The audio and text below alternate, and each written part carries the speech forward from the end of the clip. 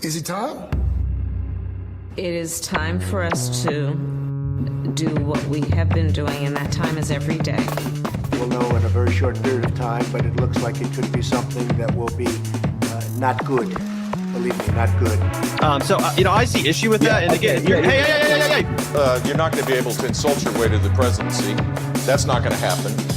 I don't know who created Pokemon Go, but I'm trying to figure out how we get them to have Pokemon go to the polls. I'm Ted Cruz, and my pronoun is kiss my ass.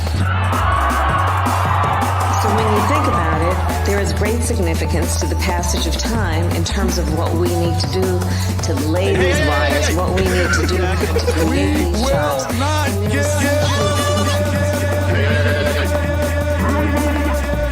America is a nation that can be defined in a single word.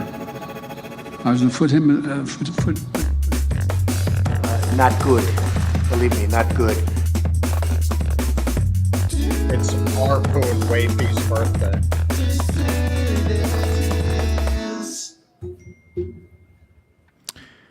What's up, everybody? Welcome, dissidents, one and all. This is the Do Dissidents podcast. My name is Keaton Weiss, here with Russell Dobular. Hello.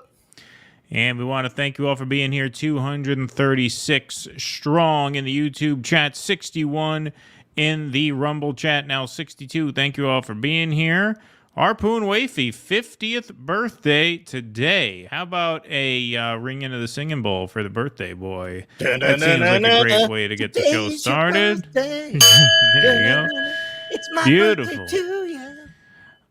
Beautiful. Well, congratulations, Harpoon. Happy birthday. Is he one of our Irish brethren there? I believe Harpoon is from England, if I'm not mistaken. I believe so. Yeah. I believe so. Tell me if I'm wrong about that, Harpoon. But happy birthday to the birthday boy in the audience. And, overheard you. He said he overheard you right before we came on. Russell wanted to give me advance warning. But thank you guys for being here. Please hit that like button, folks. Please hit that subscribe button. We have a great crowd to start the evening. We have a great show in store for you tonight. I hope everybody had a good weekend. I traveled this weekend. Guess where I went? I went to Connecticut this weekend to visit my brother-in-law.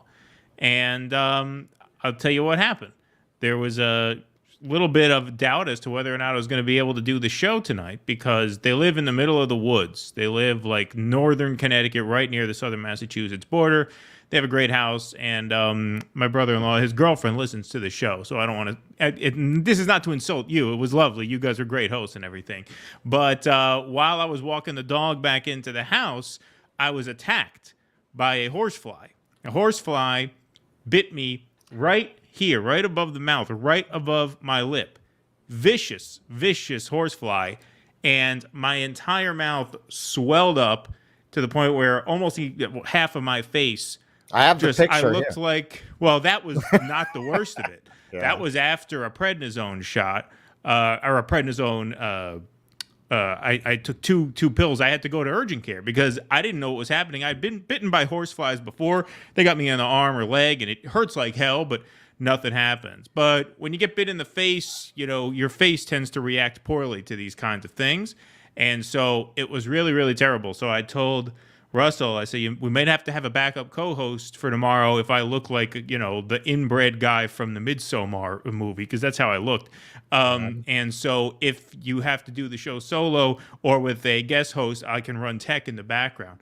But I didn't want to scare the audience by coming on like that. Luckily, the meds seem to have knocked it out. But this is, once again, you talk about, I know I am the resident sort of homebody on the show. I talk about how I don't like to travel. I traveled to Connecticut, no place too exotic, viciously attacked by a horsefly. Just came. He attacked me. It was a violent assault. He stuck his dick in my mouth, the horsefly, and then I heard him laughing as he buzzed away. He got mouth raped by a horsefly. Yeah, and, well, he was laughing about it as he buzzed away too. You were just really horrible. I just felt so degraded, as opposed to it, and also it just hurt like hell. Hurt like absolute hell. And horseflies, they have big dicks. That's why they call them horseflies. I don't know if you knew that. That's how they got the name horsefly. Yeah, because they're well endowed. Sometimes they have two. Yeah, exactly. Sometimes they call them two-gun yeah. flies. So yeah, it was terrible. When he told me, I said, maybe you are one of those Jews who shouldn't travel. I go to India.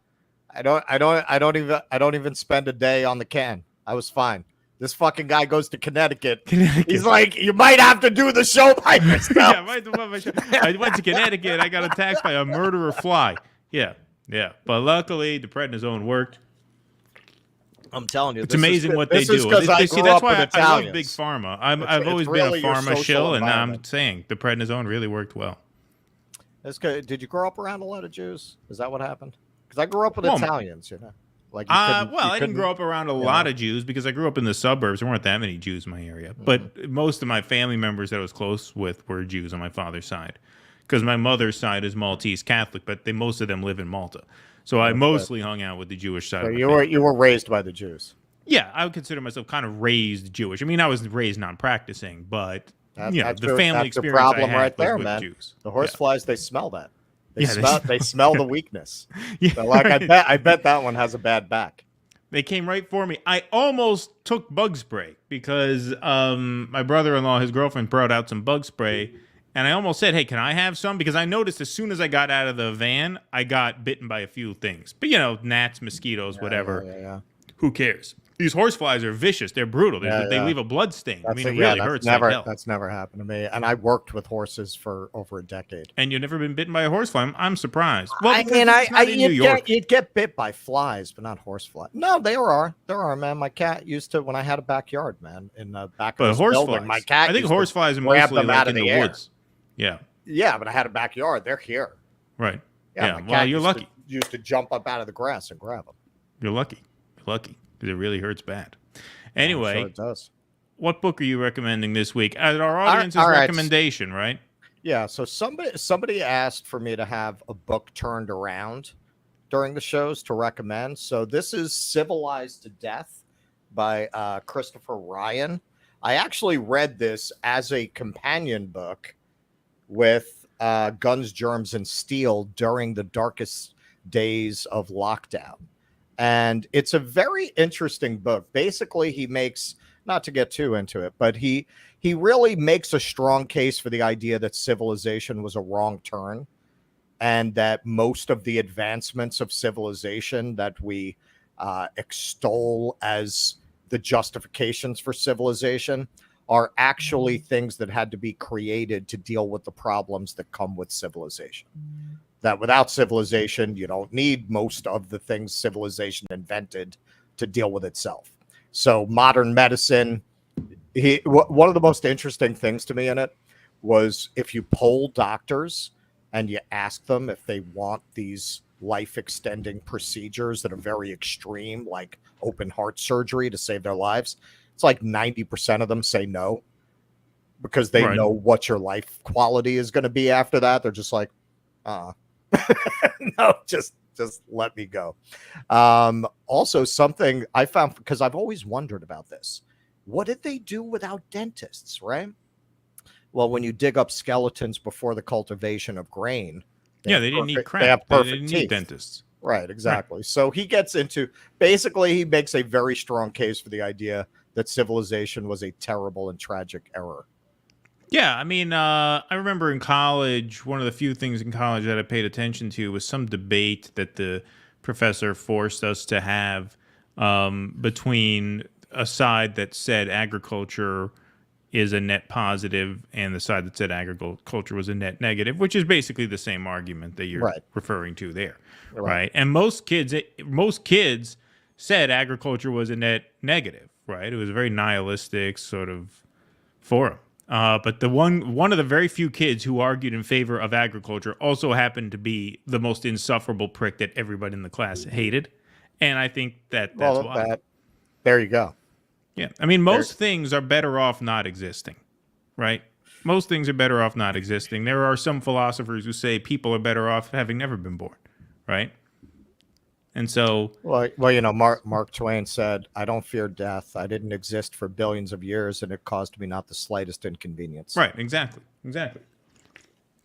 Oh, nice happy note to start the Sunday evening program on. That's a little philosophy for Little you. philosophy. Let's start out with a little bit of comedy, shall we say. As we know, folks, a few weeks ago, there was some white powder found at the White House that ended up being tested for cocaine. And as the results showed, it was in fact positive for cocaine. And we also happen to have some footage here of the July 4th balcony celebration, including Hunter Biden, where he looks a little suspicious out here on the balcony. There's a fuller video that's making the rounds where you can kind of see him look like he's maybe tweaking a bit. And then this is a little 4-second He's clip. looking pretty strung out. Yeah, that's making the rounds on Twitter, and you can see the way Hunter looks in the background, but just as noteworthy, I think, in this video is the look on Jill Biden's face, who is like, she has her eyes locked with Joe, but you can see she's kind of nervous, almost afraid to look at what's going on behind her. Let's play a little bit of this. She don't lie, she don't lie, she don't lie. So that was the really fast first thing. See, he turns around and then boom, rubs his nose a little bit there. Now that is the look of a mother with a junkie son. Yeah. In a situation where she doesn't know how this is going to end, but she's afraid it won't end well. Yeah. Now, look, there are some people saying he did the cocaine on the balcony. I don't think he actually did that. I don't think he would be dumb enough to actually do that. I think it's after you do coke and your nose. Right. You're rubbing around. Right. Exactly. Yeah. Exactly. So we'll take a look in slow motion after this 1 second pause. Here's that. You can see his hand goes back and to the left.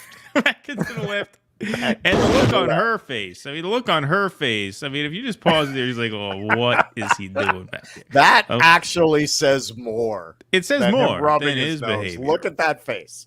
Yeah. And if you had any doubts about Joe Biden having dementia, look at his face. So everyone's looking at her. Look at him. Right, like, hey, son, you're doing some blow off the Oval Office desk. Not a care in the world. Great. Not a care in the world. Yeah, not a care in the world. He's happy as can be. And she's like, oh, God. And then she finally checks, oh, please. Please let him not do anything on camera that we're going to have to explain away tomorrow. Funny. Like rub his nose as he walks by. Funny stuff. It's just funny how he would just go out on the balcony in that shape, if that's in fact what it indicates, which all signs seem to point to, yeah, it looks like he had just gotten finished doing something and was out there now. But, look, I mean, I said this before, I think post-Trump, it's a lot easier to minimize what would be a huge scandal pre-Trump, I mean, obviously, racial connotations. If there were cocaine found in the Obama White House, forget it. I mean, could you imagine Fox News if they found cocaine in the Obama White House? Right. The Bush White House, it would even be a scandal. They would get on that motherfucker if he had mustard on his egg salad. Right. Exactly. Yeah, exactly.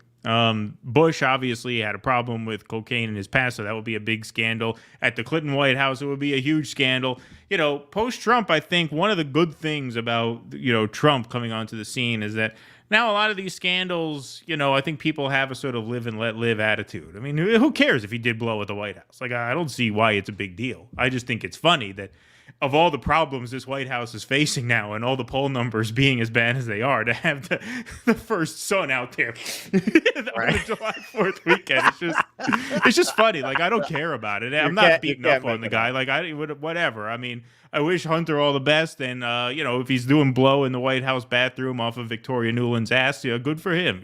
That's fine. More power to you.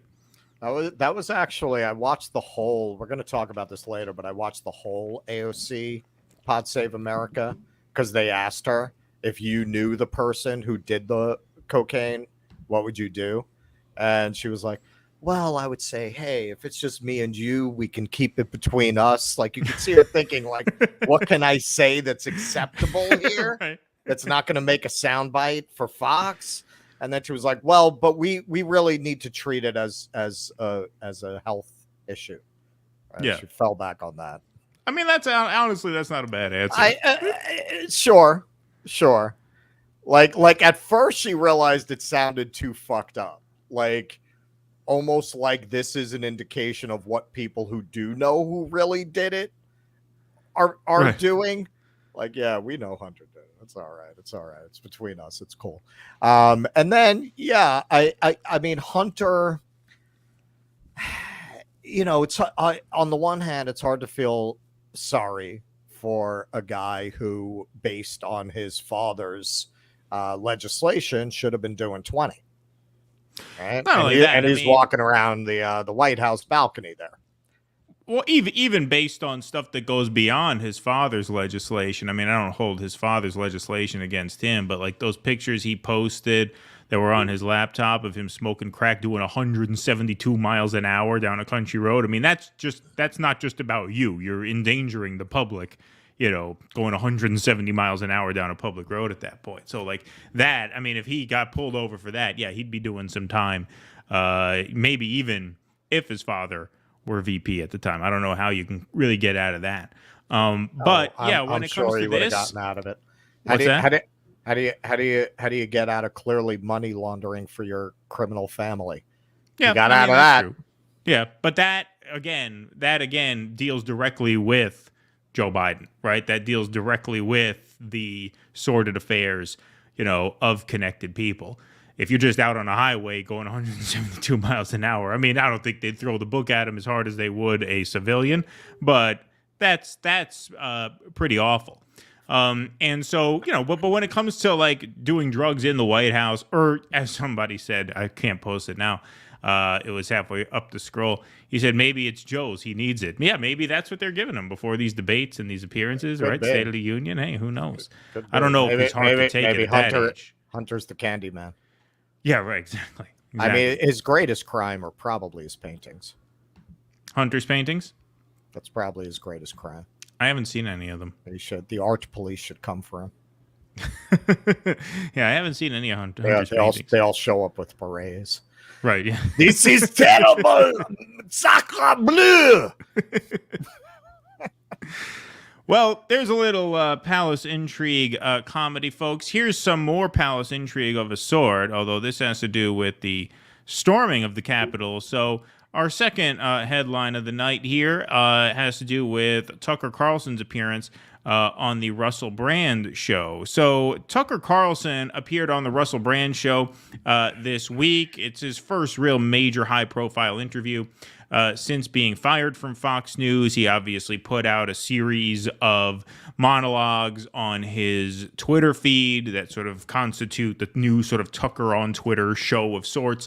But this was his first official interview since being fired from Fox. I think it's pretty telling that he went to Russell Brand on Rumble, someone who, you know, cannot so easily or neatly fit into any political box now. I think that was always kind of what Tucker was going for on Fox, even though he leaned more right-wing on a number of issues and was obviously under a lot of pressure from the network to feed their audience. It was an 8 o'clock primetime slot on a right-wing news channel. So he had to sort of cater his content to fit that audience, I think, in many ways that he doesn't have to now. So he went on Russell Brand's show and talked about a number of issues. Here is Tucker Carlson talking about January 6th and him finding out from a very trustworthy source that there were a lot of feds in the crowd that day. Spoiled when you asked any questions about January 6th. And that was a tip-off to me. I mean, I had no thought in my head as I watched this happen on television and in the subsequent weeks that U.S.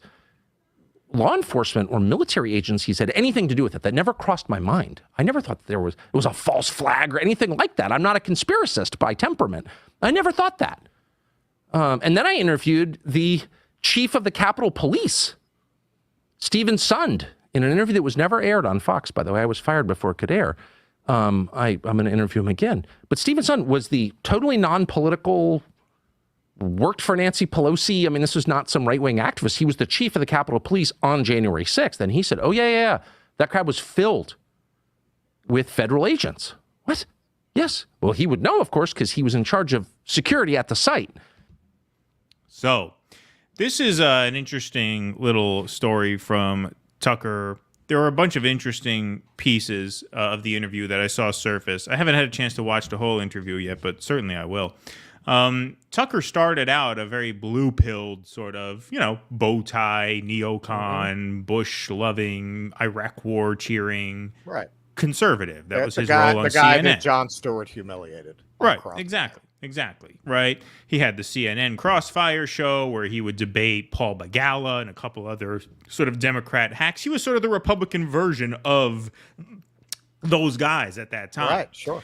And he had an evolution over the course of probably a decade and a half to by the time the Trump years rolled around, he was this sort of unpredictable sort of TV anchor, which is part of what made him the sensation that he was.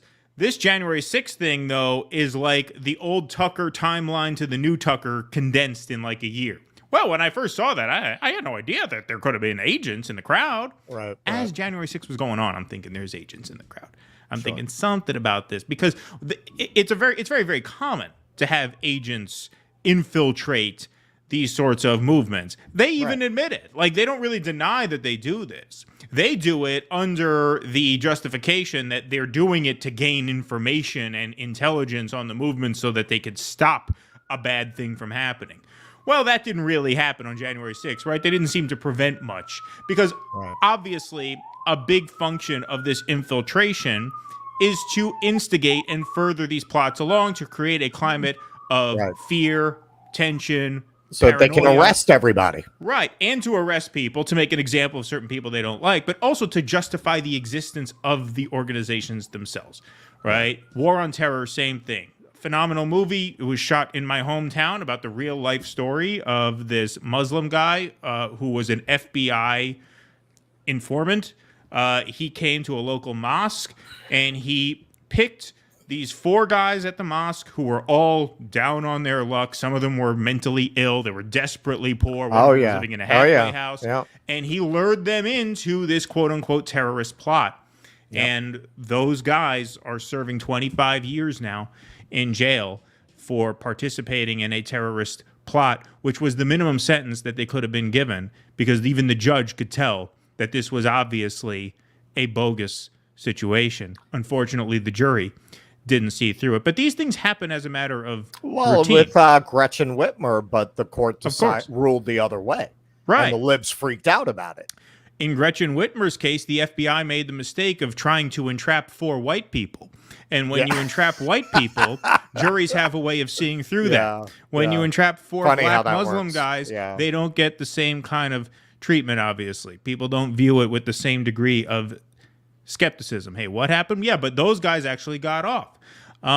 January 6th, look, Ray Epps is on tape saying, okay, tomorrow this is what we got to do. The crowd starts chanting, Fed, Fed, Fed, Fed, Fed. Right. This guy has still not been arrested.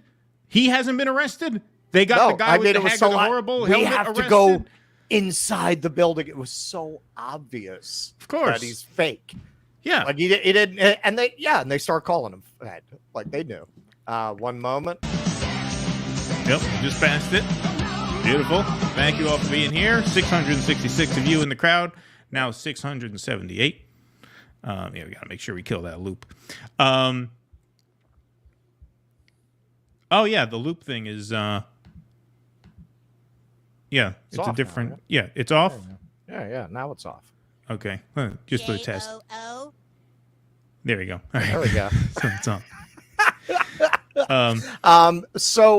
Look, you have no idea when you're walking around, particularly in public landmarks. There were always undercover people around. When I used to drive a horse and carriage, look, the people who drive a horse and carriage, in general, we used to have a saying in that business. What's the difference between a bum and a horse and carriage driver? The horse and carriage.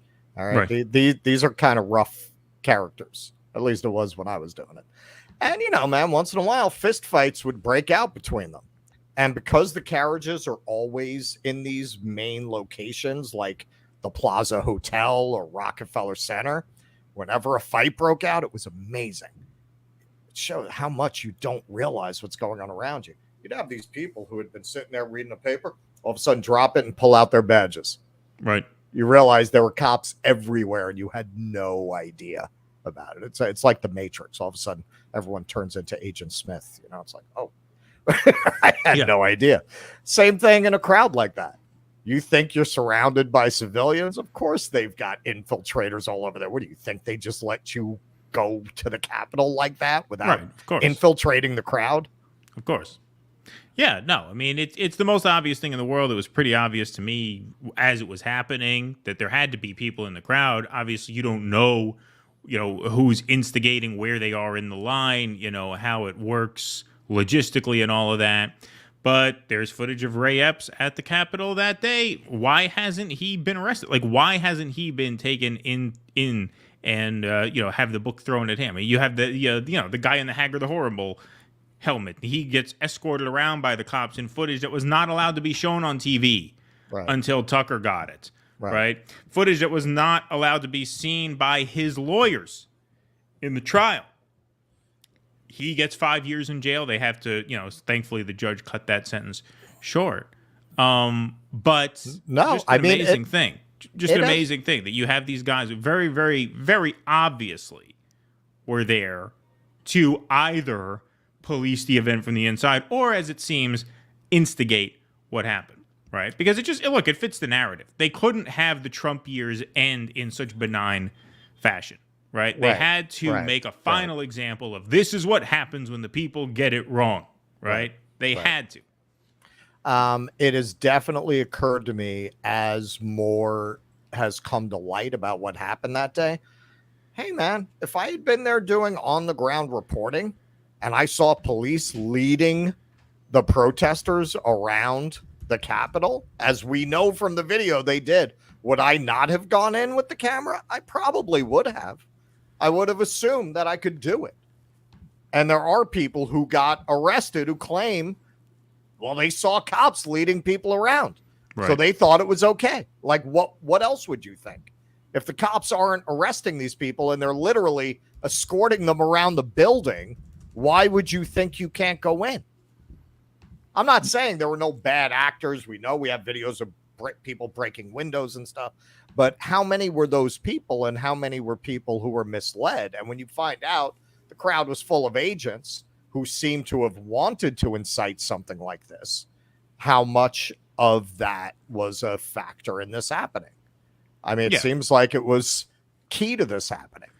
Yeah, it sure does. It sure does. And look, Tucker in this interview said that he doesn't consider the attack to be an insurrection. He called it, quote, a splash of rage, right? That was in part inspired by Trump himself, right? So he's not like he's not saying nothing happened. He's not saying it was all fake. But what he's saying was that this was basically a rowdy rally that got out of control for reasons that we are not quite sure of at this time. It sure seems like there was a lot more government involvement there than at first came out, which, like I said, was fairly obvious to me from the get-go. But you have Tucker Carlson doing the sort of expedited timeline of blue-pilled TV guy to, oh, wait. And the fact that he interviewed the chief of Capitol Police who said there were feds in the crowd. I mean, that's a major detail that we don't want to just gloss over here. He's not talking about some guy he found who got in touch with him and said, no, I mean, that's a reputable source. If that's not a reputable source, what is? What is? Exactly. All right, let's go on, shall we? We have our third headline of the night here. Russell, this one is yours. So let's get started, shall we? Actually, to give you a few seconds, we haven't done any super chats yet, so let's do some of these. Fritz Man, thanks for the $2. I like my women the way I like left talk shows. Double D. Very good. I like that. I like that one. No one's come up with that before. Thank you, sir. An original.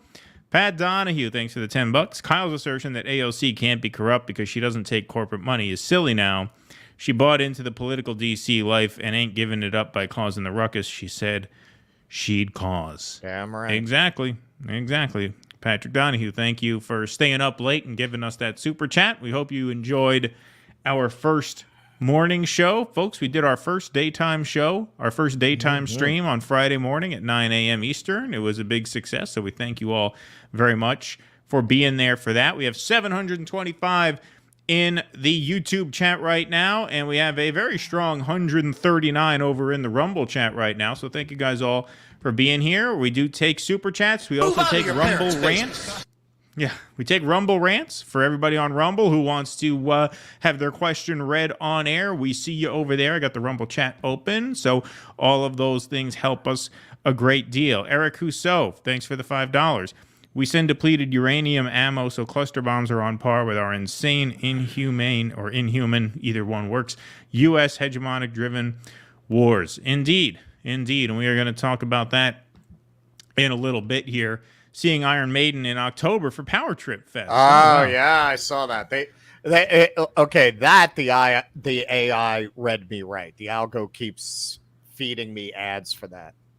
Okay. They're trying to get me to go see that. Yeah, it's like Ozzy, Iron Maiden, I think Metallica. I think they have Metallica on it. It's like they lined up like all the heavy metal supergroups of the 80s. Yeah, well, I think Guns N' Roses Roses are on it too.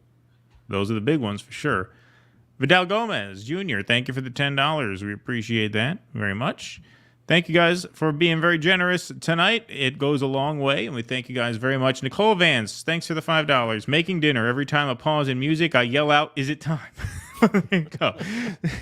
Keep you on your toes. It's usually, 10 minutes of countdown music, and then it's time. Then it is time. All right, we got a few more super chats we will read in just a few moments. But Russell, you want to get us started on headline number 3 here?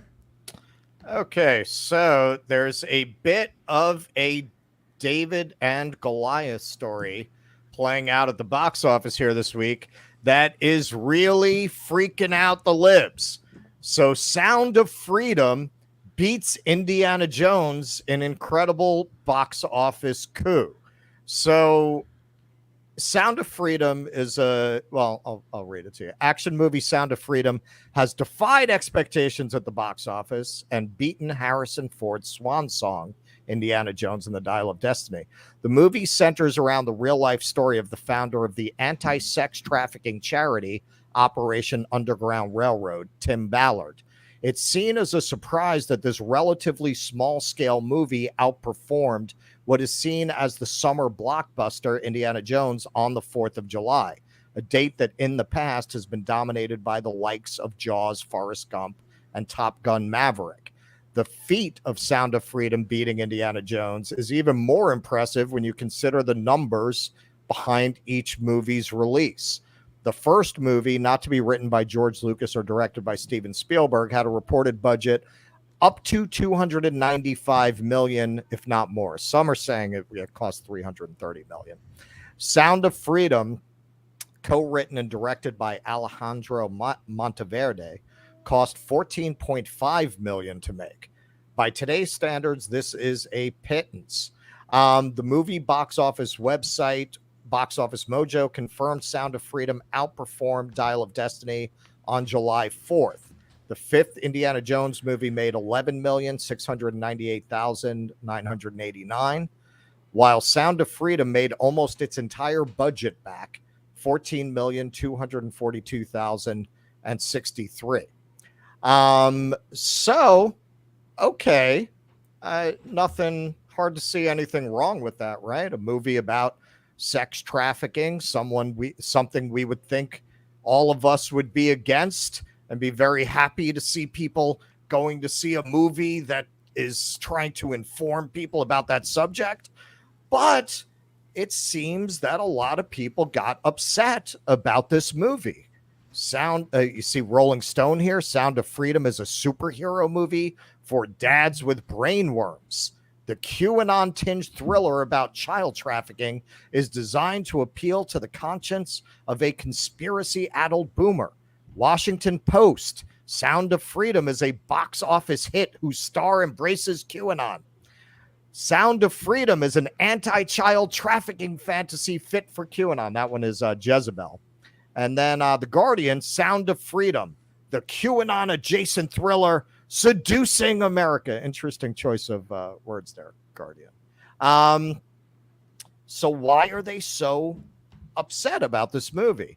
Okay, largely because QAnon, as a lot of you probably know, part of the QAnon conspiracy theory is that there's a, network of elite fans of the playground. We've said the P word on the show, but a lot of people who cover subjects like this avoid it. So I'm going to use person who almost certainly has never heard of our show's phrase, fans of the playground. That would be Sydney Watson's euphemism for it.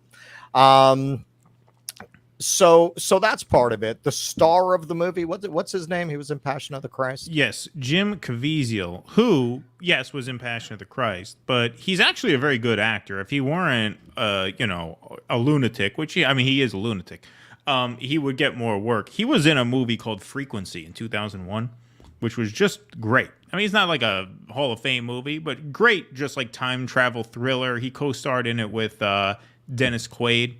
Great movie, really tight script for what it was, and he was fantastic in it. He's actually a very, very, very strong actor, and he's got the look and everything. But he's got some things going on that make him a little unhireable. He's legit QAnon. Right. Now, interestingly, you may want to just be safe and call it Quanon. You can't say that. I don't know. I think you can say that. You just can't say the P word.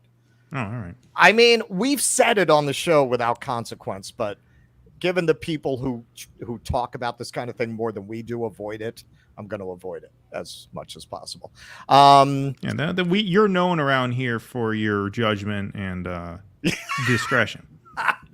That is my strongest quality. It was in my high school yearbook. Yeah, judgment and discretion. Yeah, if I had graduated high school, it would have been in my high school yearbook. Yeah, that's what I meant to say.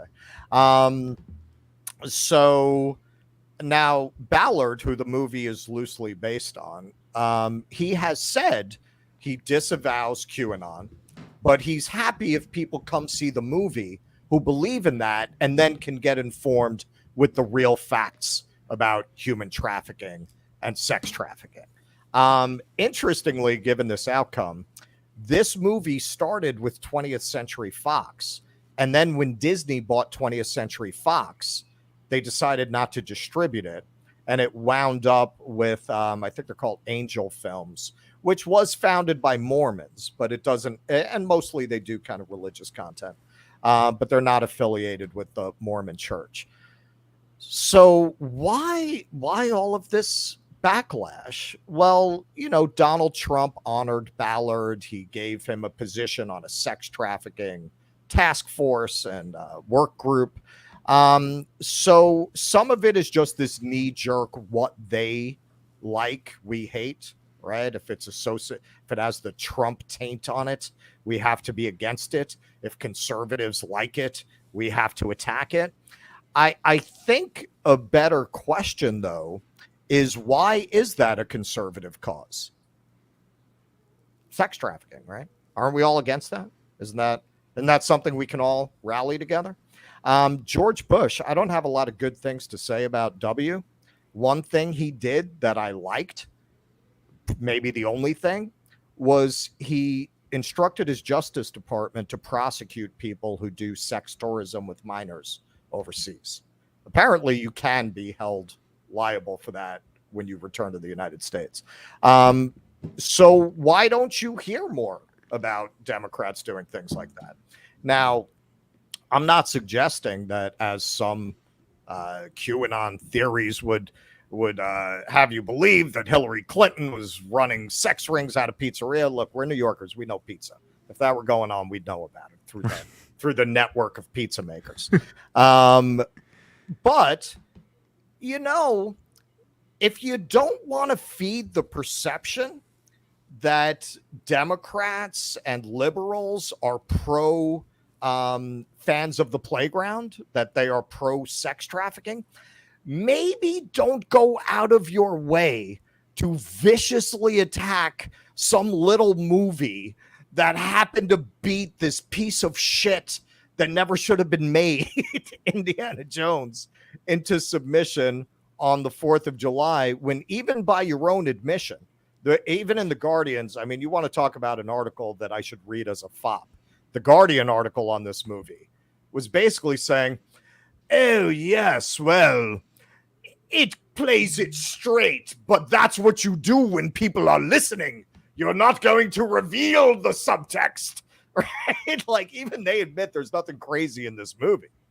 Well, yeah, the movie's based on a real guy, right? It's based on a real guy, and look, of course they took liberties. It's a movie, right? But I've never even seen this on a based on a true story movie. They were conscientious enough that Angel Films set up a site to tell you exactly what was changed from real life for the movie, so that you can see, like, the guy never killed anybody, and sir, I hope that wasn't too much of a spoiler for anyone who's going to see it. They made it clear what. Okay, this is where it gets kind of disturbing, because I'm reading through these articles trying to decide what the truth is here, and having spent as much time sorting through media bullshit as I have, as we all have, I smell bullshit. You're seeing these very smearing articles about this movie where in one paragraph they'll be saying, well, there's some question about whether they really did rescue these people. And then 2 paragraphs later, it's, even though they claim to support the women they rescue, in this case, 14 women that they rescued said they didn't receive support. So which is it? Which is it? They don't rescue people. They do rescue people. They don't support the people they rescue enough.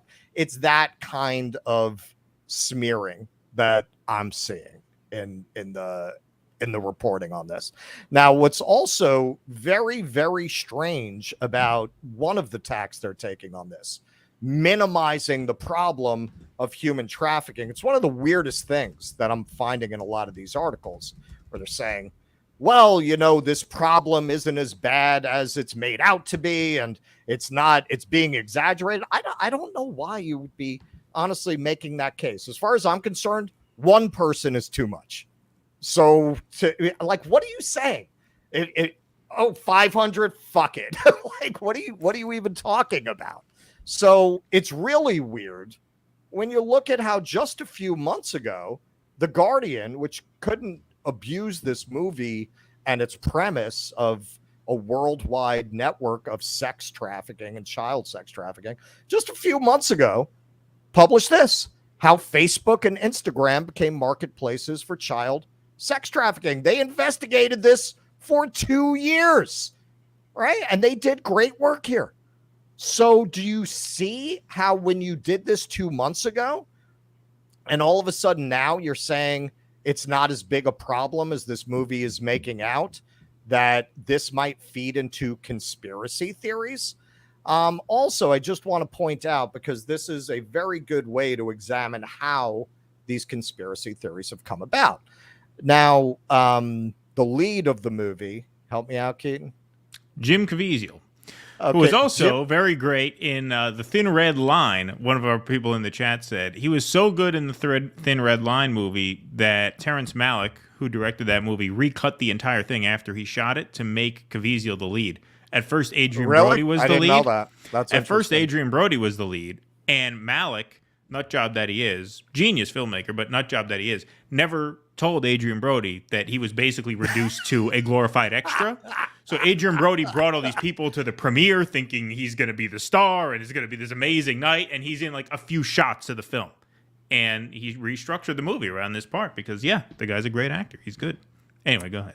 Okay, so yes, he does believe in some out there things. For example, among people who are, more QAnon oriented, they believe that blood and organs, that children are being trafficked for the extraction of blood and organs, specifically endocrine, which they claim is like an adrenal rush that the person gets when they know they're about to die. So they terrify them in order to get that.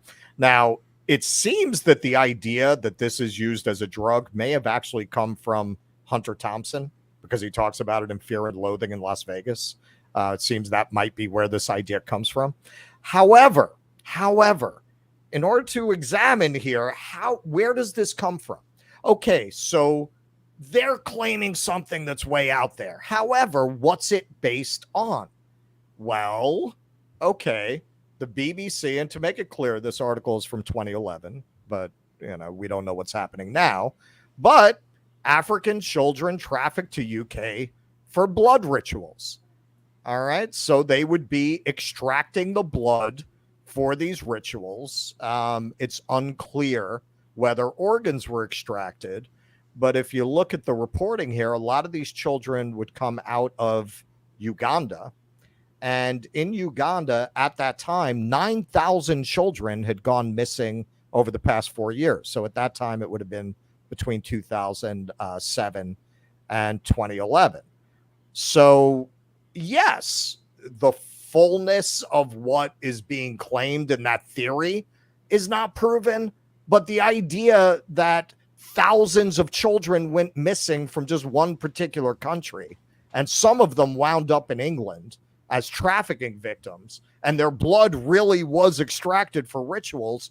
Okay, so now once you know that, it's not so crazy that conspiracy theories start. Now, when you add in Epstein, when you add in Bill Gates, when you add in Bill Clinton, when you add in all those connections, well, it's not. And then you add in that this movie is this big hit, and the whole media complex that 5 minutes ago was talking about human trafficking all pile on to dismiss this movie as it's QAnon fantasy. Well, you're only feeding the conspiracy theory. How about you do something useful and do what the film is trying to do, and use the film to open a conversation to focus attention on this subject? So this kind of has a long history, and I'm going to do a shit post about it, i.e. a radar, later on this week. But I wanted to cover this because it's very, very interesting how they're reacting to this. And it's one of the reasons that I very often say we, in the what I would consider the actual left, we cannot make it clear enough at the top of our lungs, we're not with these people. We are not with these people. We are not with these people. The Guardian people, all these people, we are not with these people. All right. I got my little Jim Caviezel notes in there. We haven't seen the movie. Russell, you have not seen the movie yet. I am going to see it. I am going to see it this week, and I am going to do a more extended piece about the history of people who are called left. I don't consider them left, whether they go by different names in different eras, progressives, liberals, PMCs, what have you. There is a long history of them encouraging the sexualization of children and or turning a blind eye to it. And that is where a lot of these ideas and conspiracy theories grow out of. They're grounded in an underlying reality that I'll need a more extended segment to get into. All right, let's do some super chats here. Patrick Donahue, thank you for the $5. Great book is Chasing the Scream by Johan Hari on drug war and why it needs to change. Changed my life by changing my mindset on addiction. Great read. All right, interesting. Thank you very much for that. Always up for those recommendations, Patrick. And from anyone else who wants to give them, Nick Riviera, SS got some love. DD boys get love as well. Yeah, Sabby had Joe Brown on the show today, as I saw. Apparently, apparently that was a pretty wild interview. Yeah, I'll have to go back and watch it. That sounds fun. But I think it went for a while, right? Because she just wrapped pretty much 7:30, as I understand. I saw some people in the chat. So yeah, that was a long interview. So must have been a fun one. Uncommon Magic, thanks for the $2. We appreciate that very much. Snork Y2K, thank you for the $2. Studios probably pay an extra 50% for marketing. Well, when they talk about the budget of a film, they usually include that.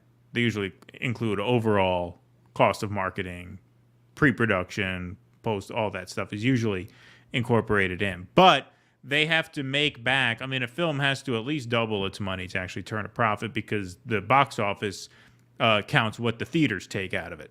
Right. And so they don't the get theaters to keep all usually that take 40 to 50%, and then you got the marketing budget on top. That's why they say Indiana Jones probably has to make at least $900 million to break even. Oh yeah, absolutely. All right, let's do a couple more of these. Uncommon Magic again. Thanks for the $2. Oppenheimer will blow away Sound of Freedom and Indy. Yeah, the trailer for that looks pretty good. You know, it makes it look like it's a good movie. I have my doubts as to, you know, how compelling that would be. Oppenheimer, yeah, that's the new Nolan movie. I think Sound of Freedom has its own audience. I think it's one of these things that's only going to build more momentum. I think it's going to be a very odd case where it does better going forward than it did when it opened because of it's becoming this cultural event. So that's a weird case. I don't think it's going to fall, but it's not going to do. It'll never do anywhere near what Oppenheimer's going to do. Oppenheimer's, yeah, no, indeed. Cowbells Across America segment, please, says Mouse SF. Yeah, that'd be fun. Well, you know, we want to do our primary coverage. We're figuring out how to work out the fundraising aspect of it. Yes, we will have more formal word on that in the coming days. Proud member of the Juanon cult. Yes, thank you very much. That's what we should call our channel, Juanon. Thank you very much. And we'll do one more here. Zach Boyles, thank you for the $4.99. Unsure they're against it. They started openly celebrating it to own the right. I don't know if they discovered like that or maybe hate warms their hearts. I don't know if it's a matter of openly celebrating it. I wouldn't go that far. I would say that sometimes when it is perceived that the right takes on a cause, there is this tendency amongst the left and liberals to sort of downplay the issue, right? To sort of act as if it's much ado about nothing. And in this case, it's certainly not much ado about nothing. And look, there were a lot of movies that were made pre-Trump years that dealt with this. One of my favorite movies of the aughts is a movie called Sin Nombre. And that was directed by Cary Fukunaga, who went on to become a really, really celebrated filmmaker. He directed the True Detective series. He actually directed the new James Bond movie, that last one that came out. The only good season of True Detective, the first one? The first one, yeah. He actually got started, as fun fact, he was in this docu-series for IFC called Film School, where they chronicled a bunch of like NYU film students making their thesis films. And he wasn't a director on that series. He was a DP for one of the films. And he ended up being the only one that really made it to any prominence. But that's a great movie. That's a foreign language film. It doesn't deal explicitly or exclusively with sex trafficking, but that's an element of the film. And that's really, really good. So yeah, I mean, this is something that's been on people's radar for a lot. It's obviously on every parent's radar. You know, my wife was walking my two kids around the neighborhood, and she was followed by like a van that was parked mysteriously and then gone, you know, and it would like stop and watch her walk, and then she would see it around the corner, and then it was gone. And, you know, white van, no windows, jersey plates, a very, very weird situation. And there was a report on, you know, traffickers in the area a few days later, so it had to be that. Oh, wow. Right? So it's it's a concern. Like, it's not something to be taken lightly, even if it happens very, very rarely, you know? And so, yeah, I mean, I think why go out of your way to trash a movie just because it deals with that subject matter? As I understand from what I'm reading about it, it's not a particularly political film. Right. And actually, I mean, as a film, Critical Drinker was urged so much by his fan base to go see it that he rushed out a 5-minute review. And, you know, he's a good reviewer, aside from, you know, being entertaining and working in a certain space. And he said it was a good movie. I trust his judgment. I will be going to see it this week in order to do that shit post. But I'm relieved to hear it's not going to suck, at least according to him. NYT are the real conspiracy freaks. Well, in many ways, you're correct about that, Zach. Funny, it didn't censor conspiracy freaks. Oh, you mean the chat? Yeah, you slipped that one past. Congratulations. Alrighty, folks, here's a feel-good story. We know that was a bit of a dark one, but here's a not-so-dark one. This is a sweet story, a funny story. It's bittersweet because it does involve the passing of a beloved pet, but I really enjoyed this story quite a bit. My dead hamster loved to travel, so I'm taking his ashes around Europe. This was a story that broke in the New York Post. he was her best spud or bud after spending about $4,500 scattering his ashes in Hawaii last year. A heartbroken pet owner is taking the last of her late hamster on a priceless holiday vacay. Lisa Murray Lang, 47, said her Syrian hamster, Spud, loved visiting London, Paris, Amsterdam by way of dollhouse-like cardboard cutouts. And so this woman decided, there's a picture of Spud. Here's another picture of Spud. She would create these travel scenes for the hamster to hang out in, and then she figured when he passed away, there were his ashes in an urn, she would gather some funds, and there she has it with her card and the ashes ready to go. She would tour Europe and the world, scattering his ashes at his favorite locale. And so I found this story to be really, a cute, lovely story about someone's love for their pet. I'm an animal lover myself, so I thought, what a great way, if you have the time and the money, to pay a nice tribute to your late friend there. Why not do it? And so we thought we would create a little selection of postcards that we gathered from this hamster's real travels around the world. Here he is. Here's Spud on Route 66. There you go.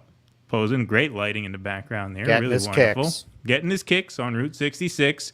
Now, this is a public place. He's obviously allowed there. But, the great thing about traveling the world as a hamster is, you can access places in certain attractions that may be off limits. So, for instance, on the island of Alcatraz, here he is, sneaking into one of the cells, reading a magazine, chilling out there. When I went to Alcatraz? When? September 12th, 2001. Oh, wow. Because there was no line. Yeah. Why? Every other day, there was like a 2-hour wait. I was Yeah. like, well, I wasn't going to work that day. I was like, all right. Well, you didn't run into Spud there on Alcatraz, but no, I didn't. We have another picture about another instance, which we'll get to in a moment. Here he is atop the Great Pyramid. See, you can climb up there when you're a hamster. They don't, they don't see you until you're all the way at the top. So congratulations there. We mentioned how attendance at the Disney parks. They thought it was Osiris. Yeah, right. Returned. Mentioned how attendance at the Disney parks is down, but he enjoyed himself. There he is, climbing the Magic Castle there, Cinderella's castle at the Magic Kingdom. Wonderful. For those of you guys who had some doubts about Spud, a lot of you guys will like this. A lot of you tankies in the audience will love this. Look at that. Based Spud right there. Based. He's got the little red book there in his paws. Yeah, right, exactly. There he is at the Kremlin. And now strangely enough, I actually ran into Spuds when I was in India. We had some Vindaloo. He took me to the best Vindaloo place, and then we hit the Taj. Yep, and here he is with Russell Dobular at the Taj Mahal. Beautiful. So, I mean, this is a life well lived, obviously. Not every hamster gets to see the world like this. Not every hamster is lucky enough to have an owner that anthropomorphizes him in this way. But look, more power to her. I'm an animal lover. I love my pets. I love people who love their pets. I think it's a good quality in human being that they love animals, right? It's true. You have your cat. Although psychopaths tend to have a weak spot for animals. Yeah, it's a weird thing. Well, that's that was the Tony Soprano thing. That was right? The ducks. Yeah, the ducks, and not just the ducks, but the dog. When Christopher sat on the dog, he was devastated that the dog died. It's a running theme on the show that he really cared for animals and cared almost nothing for other people. And that's something that Melfi actually finds when she's reading, when she decides to cut him off. He's she's a like, sociopath. when he has a weakness for animals, that was a tell for her. Yeah. But there he is with Russell at the Taj Mahal. So congratulations, the sociopath that I lived. am. I got along very well with the hamster. Indeed. Indeed. All righty, folks. Let's read some more super chats. Let's go to our Patreon scroll. You can support this show at patreon.com/do dissidents for as little as $5 a month. You get call-in access to these live streams as well as access to our exclusive Patreon and Substack subscriber live streams. We are going to be scheduling our next one fairly soon. We do 2 of those every month, and so looking forward to those. Those are always a lot of fun. We have some stories that we're keeping our eye on to see if they would make good fits for those Rumble streams. Those Patreon and Substack exclusive streams are on Rumble. They are private Rumble links, so those are sort of uncensored shows. And so those are a lot of fun. So if you sign up at patreon.com/DoDissidents or DoDissidents.substack.com, it really helps us keep the show going. It helps us censor-proof the show. It helps us guarantee that we could keep going no matter what happens on any of these precarious tech platforms. 163 in the Rumble chat watching now, 805 here watching on YouTube. Can we get some likes? Whether you're on Rumble or YouTube, hit that like button and also hit that subscribe button on YouTube. Hit that follow button on Rumble in the lower right-hand corner of the screen. We thank you all once again so much for being here. All right, let's take some super chats. What's going on? We got some people asking if I really went to the Taj. Yes. And it's one of the rare things in life that actually lives up to the hype. Like, pull up that picture. Do you still have it? Yeah, I got it. All right. So it really, what you're seeing there, that's the impression it gives. That's a pretty good representation. Like the camera's pretty good. It looks like it's a mirage. It looks immaterial. Like it looks like something that's in another reality. Looks like projected onto the sky. Right. Like what you're seeing there, that is what you see when you're there. It looks like a dream. It's very, very, it's strange because you walk up and you see it and you say, wow, that is as amazing as it's supposed to be. And so few things in life are. But yeah, it's pretty stunning. If you ever get the chance to see it, I would highly recommend it. Yeah, so Russell is not photoshopped into that image. Only Spud. No, only Spud. Only Spud. That's it. That's a real picture at the real Taj Mahal, indeed. All right, let's take some super chats, folks. These are very helpful. Thank you very much for your generosity tonight. Nicole Vance, thank you for the $10. Nicole's also a member, so if you want to support us as a recurring monthly contributor here on YouTube, you can hit that join button. It's right next to the subscribe button, and we have different tiers with different perks for monthly members. I was a fan after Count of Monte Cristo, literally cried watching Passion. Yeah, Passion of the Christ got a lot of people. I did not see The Passion of the Christ in theaters. I did see it on DVD because I always had just a morbid fascination with extremely violent movies. I'm obviously not a Christian myself, so it didn't hit me as hard as, it hit some other folks. But, yeah, I mean, that was, I could understand how if you are a practicing Christian, that would hit you quite hard. I think that was the desired intent. I'll tell this story while we have the scroll going. My friend, Justin Van Voris, I've told this story on the podcast before, but I think we were a lot smaller when I told it. When The Passion of the Christ came out, one of my best friends, Justin, who's half Jewish as I am, he used to sit at our lunch table, and there was this Catholic kid, this little, I think he was like, I was pretty sure he was an Italian kid, on both sides, but, he went to church every week and everything.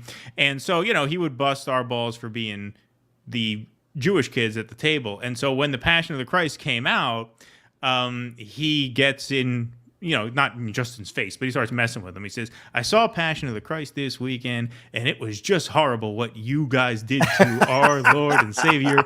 It was just terrible what you did to Jesus Christ. How could you do such a thing? Why would you have it in your heart to do such a thing to a man like that? Just awful. How could you do such a thing? And Justin gave one of the funniest comebacks I've ever heard. He said, it seemed like a good idea at the time. Yeah. And that's how I knew we were going to be good friends, because to have that kind of sense of humor, to be that quick, was just priceless. One of the funniest comebacks I've ever heard in my life. In fact, probably number one. Eric Rousseau, $5. Thank you very much. Did you hear about the illegal black market human organ in Ukraine? I did not know about that. No. I've heard rumors to that effect. Heard rumors. Just rumors. But I have not. But thank you for this chat. Courtney, thank you for the $15. Heading on vacay work trip for the week. We'll be watching Wednesday, but not Friday, so here's to make up for it. Oh, well, thank you, Courtney, very much. You're coming to New York, are you not? Cheers. I thought I saw that in the chat as well. It's awesome. So enjoy your New trip. York. We're going to rob a fruit stand. Yeah, exactly. Sean Malooly, thank you for the $5. We appreciate that, my friend. Sean is one of the OG dissident supporters. He has been a patron for a very long time, so thank you, Sean, very much. All right, we got a couple more that we will get to in a little bit, but for now, why don't we go into segment number 1 of the evening? Of course, this is the cluster bomb segment. So on Friday morning, Joe Biden confirmed that the United States will send cluster bombs to Ukraine. The weapons have been banned in 108 countries who signed a treaty in 2008 called the Convention on Cluster Munitions. Absent from that list of signatories, of course, are the United States and Ukraine. And some people have thought that point relevant to bring up in defending Joe Biden's decision, including this Twitter user here, James. I don't know if this is a more prominent guy who just goes by James, but this reply got a lot of mentions here. I can't do this again. It's not a war crime. Neither the United States nor Ukraine are signatories to the Convention on Cluster Munitions. Just fucking shoot me already. Just shoot me already. God. And so I actually tweeted back. Why do you do this to me? I tweeted. You didn't even warn me about that. to counter this guy's point. This guy says, okay, so neither the global military hegemon nor the most corrupt country in Europe agreed that they were war crimes. So they're not. That settles it. Right? They're not. like if you like to go into villages and burn all the villagers, but you didn't sign anything. No war crime. Yeah, no, it's not. That's no war it. crime. We didn't say. We never agreed. This guy really needs to go lecture world leaders, because a lot of them, I think, they're under the impression that the war crime rests in the act, not in the signature. But apparently, he's got it figured out. Right? No. Hey, Adolf Hitler never signed anything that said he couldn't didn't round sign people shit. up and put a. He wasn't a. I don't even think they had the Geneva Conventions then. Yeah, no, I'm not signing that. No, I'm not signing. So in his mind, yeah, I ain't signing nothing. Get that fucking thing out of here. I ain't signing that. That's, I think, Mussolini you're thinking of. I think that's the impression you're doing. Mussolini. Yeah. Mussolini said, I ain't fucking signing shit.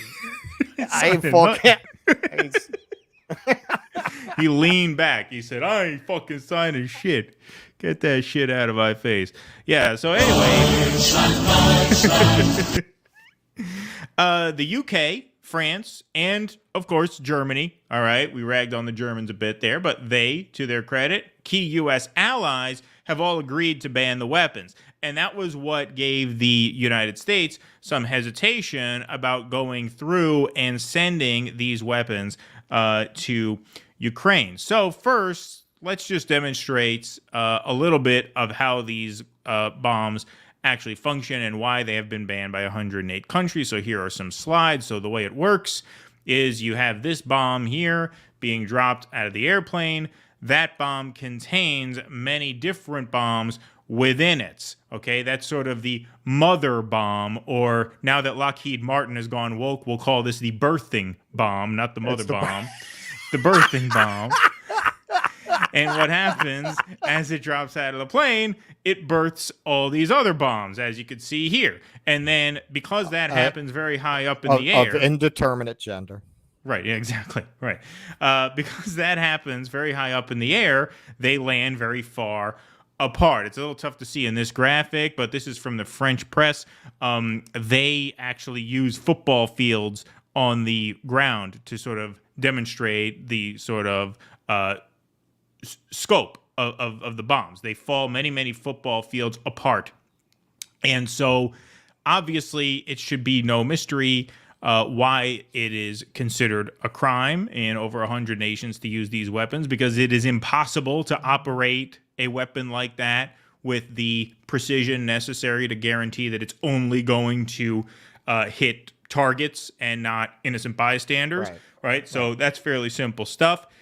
Now, to call it straight, to be fair, as we have to do, Russia has been using these bombs throughout the war, as has Ukraine. So Ukraine has had these bombs. We just have not been sending it to them because of these concerns, right? Jen Psaki acknowledged that it was a crime to use these bombs. Here she is being questioned about the Russian use of the bombs. But here you could see from the White House's own mouth, they think that there is a problem surrounding these bombs because in many countries around the world, it would be considered a war crime to engage in the dissemination of these weapons. Reports of illegal cluster bombs and vacuum bombs being used by the Russians. If that's true, what is the next step of this administration, and is there a red line for how much violence will be tolerated against civilians in this manner that's illegal and potentially a war crime? It would be. I don't have any confirmation of that. We have seen the reports. If that were true, it would potentially be a war crime. Obviously, there are a range of international fora that would assess that. So certainly we would look to that to be a part of that conversation. All right. So there you have it. Now, despite these concerns, obviously Joe Biden pulled the trigger on sending Ukraine these bombs. Here he is explaining his rationale to Fareed Zakaria. Very difficult decision on my part. And by the way, I discussed this with our allies, discussed this with our friends up on the Hill. And we're in a situation where Ukraine continues to be brutally attacked across the board by munitions, by these cluster munitions that have dud rates that are very, very low, I mean, very high, that are a danger to civilians, number one. Number two, the Ukrainians are running out of ammunition. The ammunition that they call them 155 millimeter weapons. This is a war relating to munitions, and they're running out of that ammunition, and we're low on it. Oh, we're low on it. Interesting. Okay, so if they're low on munitions, and we're low on munitions, what if we get attacked and we need to retaliate with a war crime? Right. Well, yeah, exactly. You're not going to be able to commit a war crime. Seems like a solution to this problem may be wrapping up the war.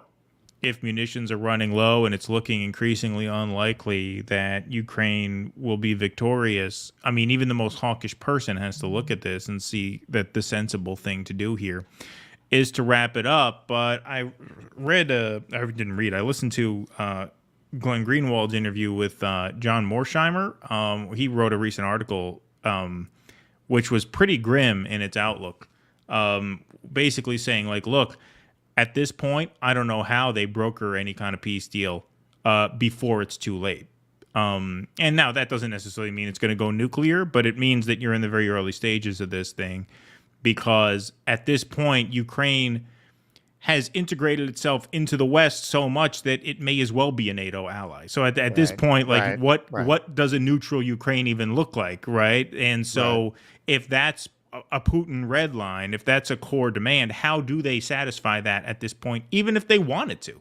How could they? Right. And so that paints a very, very bleak and horrible picture.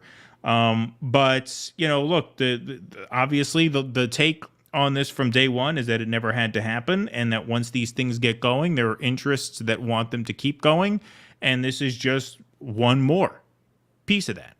And now we are in a situation where we have to defy our allies. You notice Biden said, I consulted with our allies, right? Well, what are the allies going to say? No, don't send them?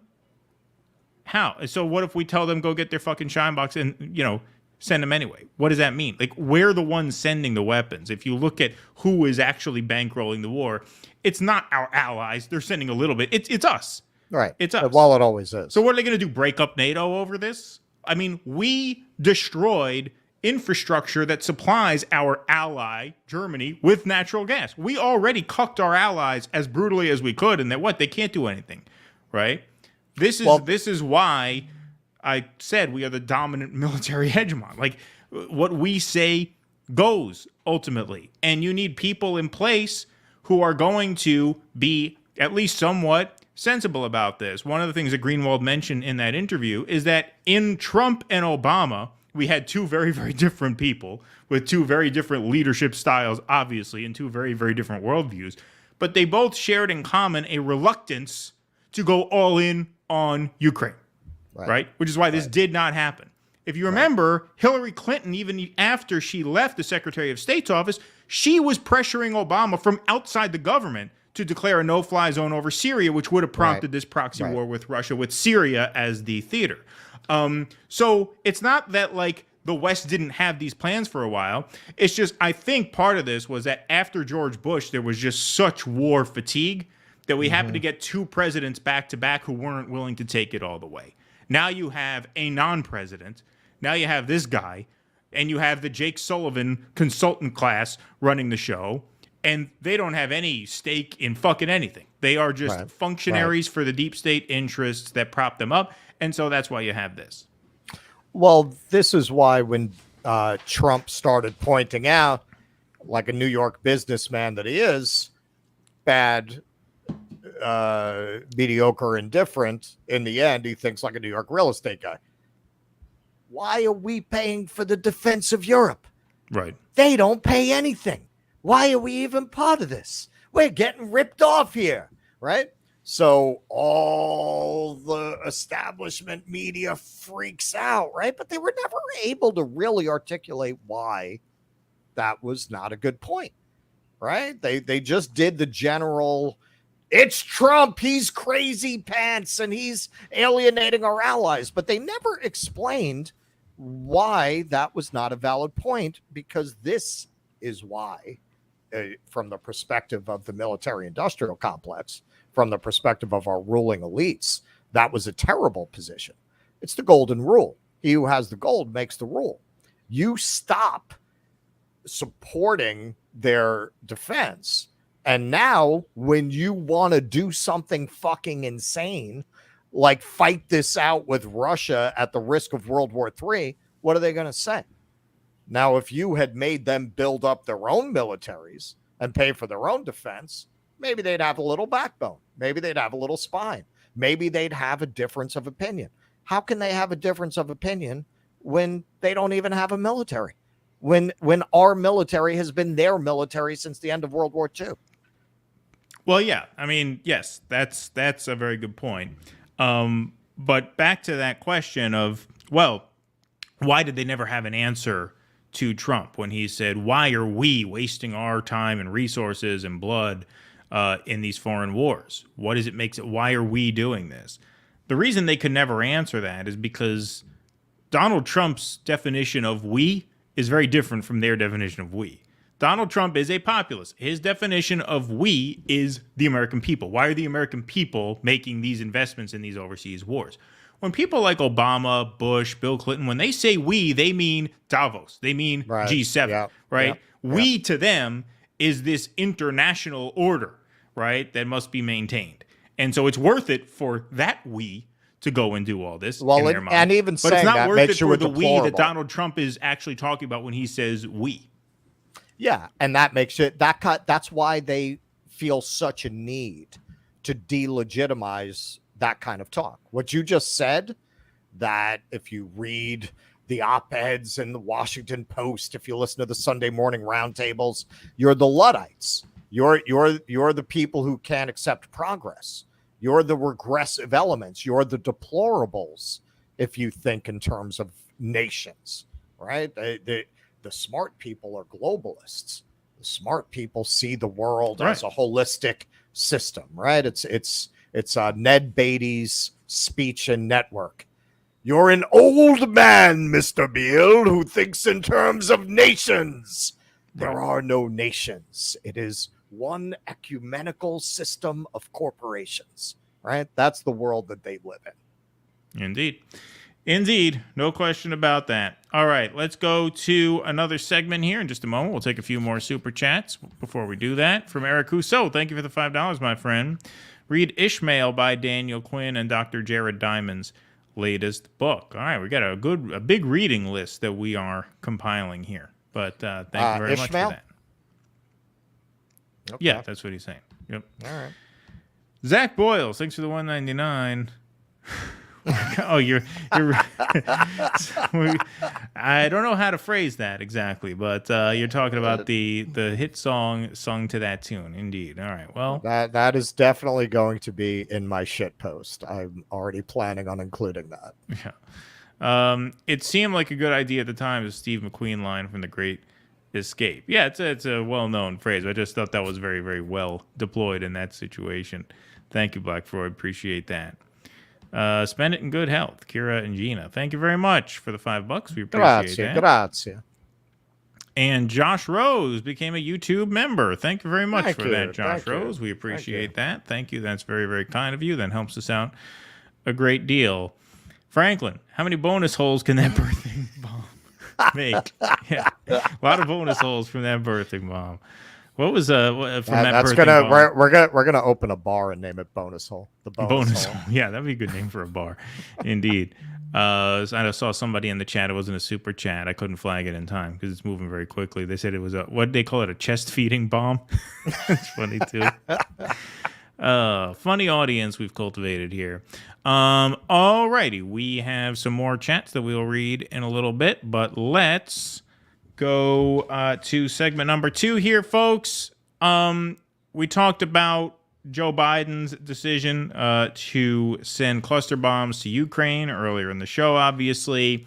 And we were thinking, okay, what's the progressive response going to be? How is this going to go? Is it going to stop any prominence progressives in Washington from endorsing him? We weren't thinking that, but that's just a clever segue into this next segment. AOC on Pod Save America made her endorsement of Joe Biden's re-election bid official and formal. Pod Save tweeted out, AOC endorses Joe Biden for re-election, along with this video clip from their recent show. The primary opponents are So President's only primary opponents are Marianne Williamson and Robert F. Kennedy Jr. Haven't been any rumors about anyone else even thinking about jumping in. Will you be supporting Joe Biden for re-election? I believe given that field, yes. I think he's done quite well, given the limitations that we have. I do think that there are ebbs and flows, as there are in any presidency. There are areas that I think were quite strong when he came right out of the gate with the American Rescue Plan. And of course, the Inflation Reduction Act was a massive step in terms of our climate agenda. But, there are also areas that I think could have gone better. We have major structural issues in this country. And I think it starts with the United States Senate. Okay. So it starts with the United States Senate. Okay. So now you see Conveniently, how the body that you're not in. The body that you're not in, number one. But also, you notice how when Ayanna Pressley was confronted by our friend Colin Radix Carter about student debt, her first response was, first of all, we have to abolish the court, or not abolish the court, expand the court, right? Right. Okay, well, first of all, the way we have to deal with this is to take an action that we know will never be taken in the short term. So what is she saying now? She's saying, well, now there are these big structural impediments to the kind of change that we want to see. Number one being the United States Senate. Okay, so what are you suggesting? That we undo the United States Senate, or that we simply elect enough senators that are going to abolish the filibuster? That's what she gets to here. I think that until we have senators that are willing to stand up and stare the filibuster in the eye and stare a lot of structural or a president, issues in the United States Senate will be what holds back this country from an enormous amount of progress. Right. Or right. president. The president that you're endorsing was against that and is against that. You're aware of that, right? Right. He never came out in favor of abolishing that. So if it doesn't come from the president, you can't expect these moderate senators in swing states to actually go out and do it on their own, right? First of all, the implication is that if you're against abolishing the filibuster, that any law that gets to your desk as a product of that could be up for consideration for a veto, right? If he's very, very vehemently against the process, right? Not saying you would, but that's a risk you take. The bottom line is if you don't have leadership from the president, you can't put the fault on any other body underneath it. It's not like Joe Biden was begging Joe Manchin, please abolish the filibuster. He said, I'm not prepared to do that. That's the president right. who you just right. endorsed, right? But she's saying, well, we have to get enough senators to abolish the filibuster. This is this major impediment to change. This is actually a variety, very much, of what Obama spoke a lot about during his presidency, but even more in his post-presidency. This idea that the barriers to progress are just too high and too strong for us to break through. Like we just can't get around it. And so the best you can do if you're Barack Obama is bear witness to the plight of the working people and bear witness to the suffering that you were empowered to somewhat improve, but couldn't do it. What you have to do is look it in the face, acknowledge it's here. Like you said, Russell, last year, I see the working people. You know, I see, yeah, I feel you.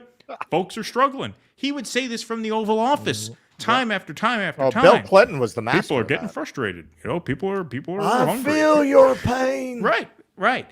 That's it. That's what politics is to people like this, is feeling your pain, empathizing, telling you they know how hard it is.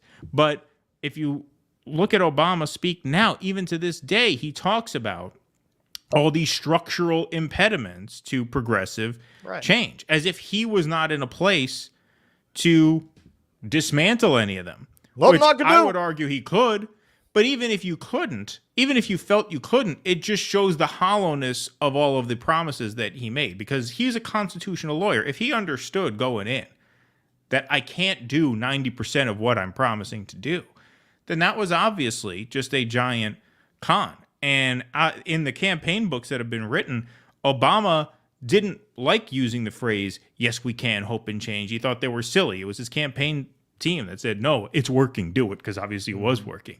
Right. But this feels like that. That's what I remembered when I watched her talk about the Senate. It's like, don't you see, you're very, very clearly on the path. I mean, you're almost there already, but you're very, very clearly on the path to, not even in old age, when you're Obama's age, you know, mid-50s, you're very, very much on the path to throwing your hands up and say, yeah, well, it's just impossible. It's just impossible.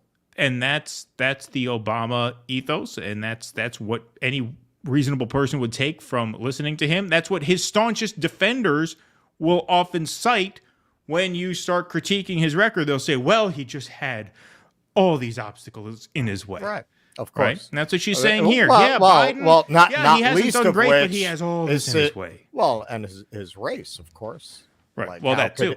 How could he possibly? I mean, that's what they'll fall back on always as a finally. Well, what could he possibly do? Which I always say, that is the worst. If you want to see more diverse representation, the worst argument you could possibly make is that if you elect diverse people, they're not effective. That's a terrible argument. Right. They're forced to be ineffective. Right. Barbara Lee, still kicking, still holds her seat, and she voted the right way in a very difficult moment against the Afghanistan war. So she was the only Democrat to publicly criticize Biden for sending these bombs to Ukraine. Right, exactly. And last I heard, she was a black woman, and it seems like she can do that. So that's a bullshit argument. Obama entered office with a supermajority, the wind at his back. That it's absurd to say that he did not have the power. If anybody ever did, it was Obama. They're drawing little caricatures of him as FDR in the New York Times. He had everybody behind him. If he had locked up some bankers, he would have been a fucking legend. Indeed. I don't think Trump ever would have been president. If he I don't think so either. No. Yeah. What they don't understand, what they don't realize, what I think they're going to realize, as I believe Cornel West numbers are going to hold up and possibly grow, and they're going to increasingly freak out. You cannot, for decade after decade, basically, you're running a company and you get everyone together in the lunchroom every day and you say, listen, guys, we do want to make working conditions better. But first, what you have to do is you have to do a triple axle on a soda can, and then you have to jump through a hoop, and then you have to run a triathlon, and then you have to come back around and break into the building and then climb up a ladder, and then you're going to have better working conditions. Or, maybe not if you don't have a blowtorch. There is only so long you can tell people that before they say, fuck it. It's a failed system. It doesn't work. Like, what you're telling me is not an actionable plan. It's not something that's actually going to improve our lives. You're just telling me a lot of bullshit about all of these steps I have to take that are untakeable, that probably will never happen, in order to placate the workers, in order to placate the people. How long did you think you could feed them this line of horse shit before all but the small and shrinking number of people who are doing well in this system decide, you know what? It's a failed system. I want to just burn it all down. How long did you think you could get away with it? You got away with it longer than one would think. Although if you look at the history of revolutions, that's what always strikes one, that people have to be pretty put upon before they decide they're going to overthrow the system, right? I mean, things have to be pretty bad. They have to really be starving. They really have to be bringing currency to the store in a wheelbarrow before they really revolt. Right. We're getting there. We're getting there. Maybe we are there. I mean, right now it's in the form of a third-party candidacy that they are going to. We already see them. We're covering it tonight. I mean, they're going out of their minds. Everything she said here, this might have kept people at bay 10 years ago. Now it just sounds like nonsense. It's just nonsense. I think most people hear that. They hear nonsense. It makes you tired, right? When you hear this kind of talk. Oh, we got to do the thing with the Senate and this and that. It's Lieberman or it's Manchin. It's always fucking something. It's Thomas. It's okay. So you're describing a failed system. Right. You're basically admitting the system that's not worth investing in. Certainly not worth doubling down on the guy overseeing that right now, overseeing a worsening of conditions for the kinds of people who you were elected to represent. We talked about Cornel West running third party. This really, I mean, the final nail in the Marianne Williamson campaign has already been, set in there for a while. But you see this happen. This is what a lot of people who held out hope for a Democratic Party challenge were expecting might not happen. Like, they were not counting on AOC backing Biden. They thought in their mind, who thought that? They thought in their mind, well, what if some of these, young progressive squad members or Bernie, what if they defy the party and they back a Marianne or they back an RFK? Exactly. I could see maybe being under that illusion if this were the 2020 campaign and you had an incumbent Democrat, right? Let's say Clinton won in 2016 and then AOC and Ilhan Omar, they got elected in 2018 back when they were still, young and had a little bit of fire. And I could see maybe holding out some hope that they might buck the party and go with a primary challenger. Even then, it would be unlikely. But okay, maybe. At this point, AOC's been there for 6 years. If you didn't see this coming, then you weren't paying very much attention, which is kind of mind-blowing considering that a lot of people who were pushing and inside the Democratic Party route had to be thinking, well, it's going to take momentum like this. It's going to take some big moves being made by some people who are already there. What if AOC throws her weight behind a primary challenger or Bernie? They were not going to do that. Right. They're Democrats at the end of the day. They function as Democrats. They're not going to back a primary challenger because of where they are. There's an incumbent president. There's the old saying, right? You take a shot at the king, you better not miss, right? Because then you're in real hot water. Right. So if they back one of these long shot primary challengers and those primary challengers lose, as they almost certainly will, even with AOC or Bernie's backing, then what happens after they lose? Well, now forget it. Now you're on the shit list. Now the king knows you came after him, right?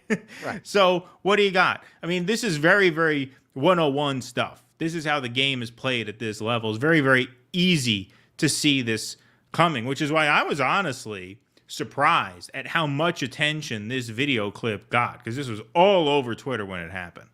And there was no reason to be surprised over it. There really wasn't. That's what I said. When Keaton told me we were doing this, I said, why? I thought she endorsed him months ago. I honestly did. I just kind of assumed that she had, like around the time Bernie had. Like it was just such a foregone conclusion to me that it wasn't even on my radar. And he was like, no, people are talking about this. I'm like, why? Why? I don't even understand what the story is. Why would anyone even like she made it very clear where she stands, way back on the highway. Like, who expected anything other than her to endorse Joe Biden? Who are these people? Who thought this was a surprise decision? Yeah, no, I agree. All right, we got a couple more segments to do tonight. We have a very good crowd in here. 860 in the YouTube chat, 158 over on Rumble. Please hit that like button wherever you are. And if you're over on Rockfin, thank you for watching on Rockfin. We're streaming on Twitter, Facebook, and Twitch as well. So I want to thank you guys all very much for being here. We'll take a couple super chats here between segments. Zach, thanks for the $4.99. Those might look like balls, but they don't identify with any gender. Also, Ukraine's been using them against Ukraine while blaming Russia, a la your clip. You mean you're talking about attacking Donbass? Yeah. Snork, Y2K. Or are we emptying our warehouses of the old stuff? Was that from the cluster bombs clip? Well, yeah, I guess we must have just had them. We must have them because we are like the article mentioned. We are not signatories to that treaty. And emptying out the old Cold War bunkers now. Yeah, exactly. It could be that we just had them or that we've been making them. But now it says our stockpiles are running low. Ukraine has been using cluster bombs since 2014 after the successful coup of the country's democratically elected governments. Lars and Rune, thanks for the $3 super sticker. We appreciate that very much. All right, folks, we'll read some more super chats in a little bit. Thank you very much for your donations this evening. It helps us out a great deal, as we said. Let's go to our segment on Dr. Cornel West here. So, on Friday afternoon, former Obama campaign higher-up and now CNN contributor David Axelrod tweeted out a warning that Cornel West could play a big part in getting Trump elected again in 2024, just as Green Party candidate Jill Stein did in 2016. Here's the tweet he put out here. In 2016, the Green Party played an outsized role in tipping the election to Donald Trump. Now with Cornel West as their likely nominee, they could easily do it again. Risky business. Lanky Chris Bishop, who watches our show. Chris. He had a notable reply here. Many people who voted for Obama in 2012 voted for Trump in 2016. Expressed in total number of voters, these percentages indicate that between 7 and 9 million 2016 Trump voters voted for Obama in 2012. That number dwarfs the total number of Green Party votes by a very large margin. Good point, Chris. I went with a simpler response. What did I say? Go fuck yourself. No, I said sounds like a plan. Yeah, I like that one. That didn't to me is how you didn't you have John Voight from Ray Donovan? Yeah, I put a little meme of John Voight from Ray Donovan saying, yeah, that sounds like a plan. Sounds like a solid plan. That's the way you have to handle these people, I think, right? When they start fear-mongering about, you're going to tip the election to Trump. Yeah, we know. Yeah, right. There's a good chance of that. That's what I'm saying. Fine. They're playing the old game. They're playing the old game. They think that's going to mean something to the people who are backing Cornel West. Right. We are way, way past that. You're using World War I tactics in the 21st century, my friend. Well, like Russell said on the last show, that scare tactic only works if it is safe to assume that everybody agrees that Biden is the lesser evil in a head-to-head against Trump. And things have just been so disastrous that you can't even rely on people making that just baseline assumption. I wouldn't. Yeah, you're courting fucking World War III. Right. So, I mean, that kind of, forgive the phrase, trumps everything else. Yeah, it does trump everything else.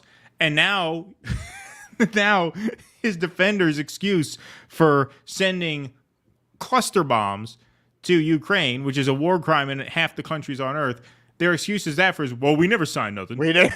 We didn't agree to that. We didn't agree to that.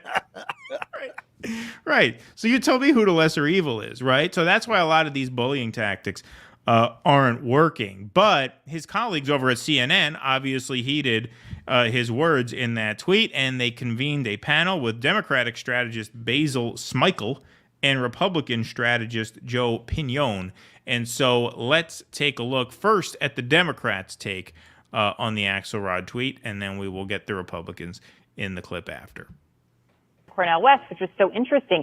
He's been a major figure in progressive politics for some time. So now we see where he's going. This recent NBC News poll really stood out to me. 45% of Democrats say they'd consider backing a third-party candidate. Wow. Compare that to 34% of Republicans. How concerned do you think Joe Biden should be tonight?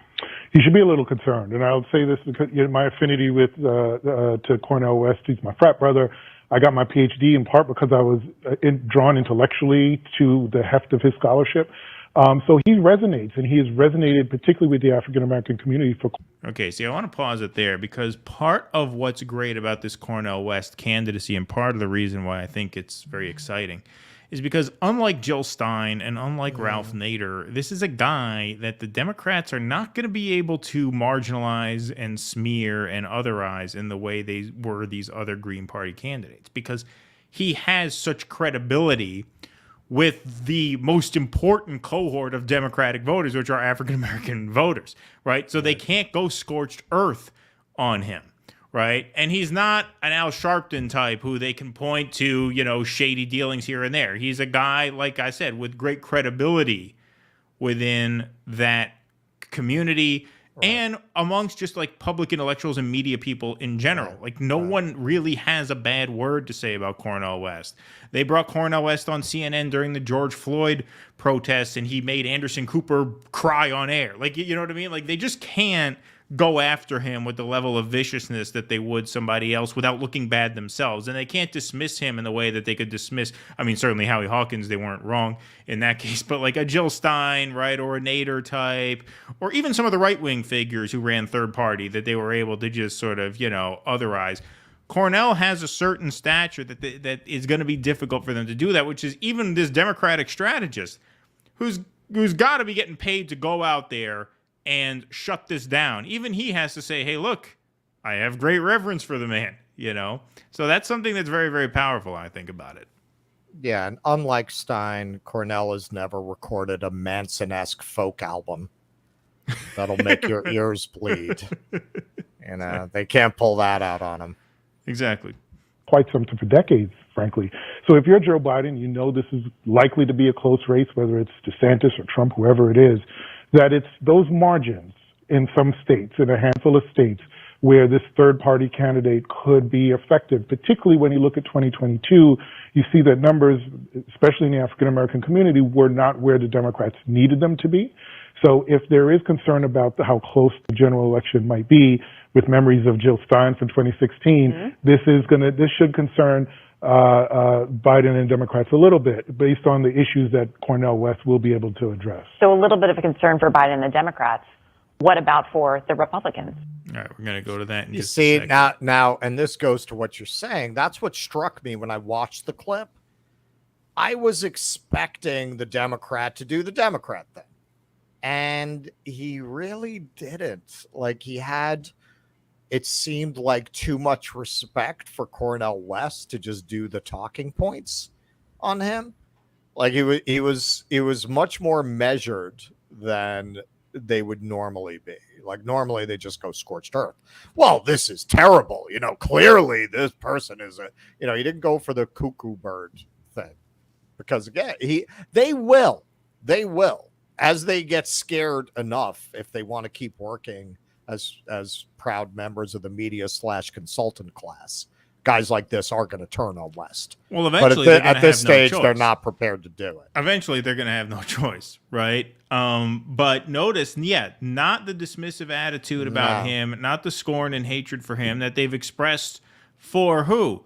Marianne Williamson, RFK Jr., right? So, like, the idea that he'd have been better off running as a And Democrat, they're not even a threat.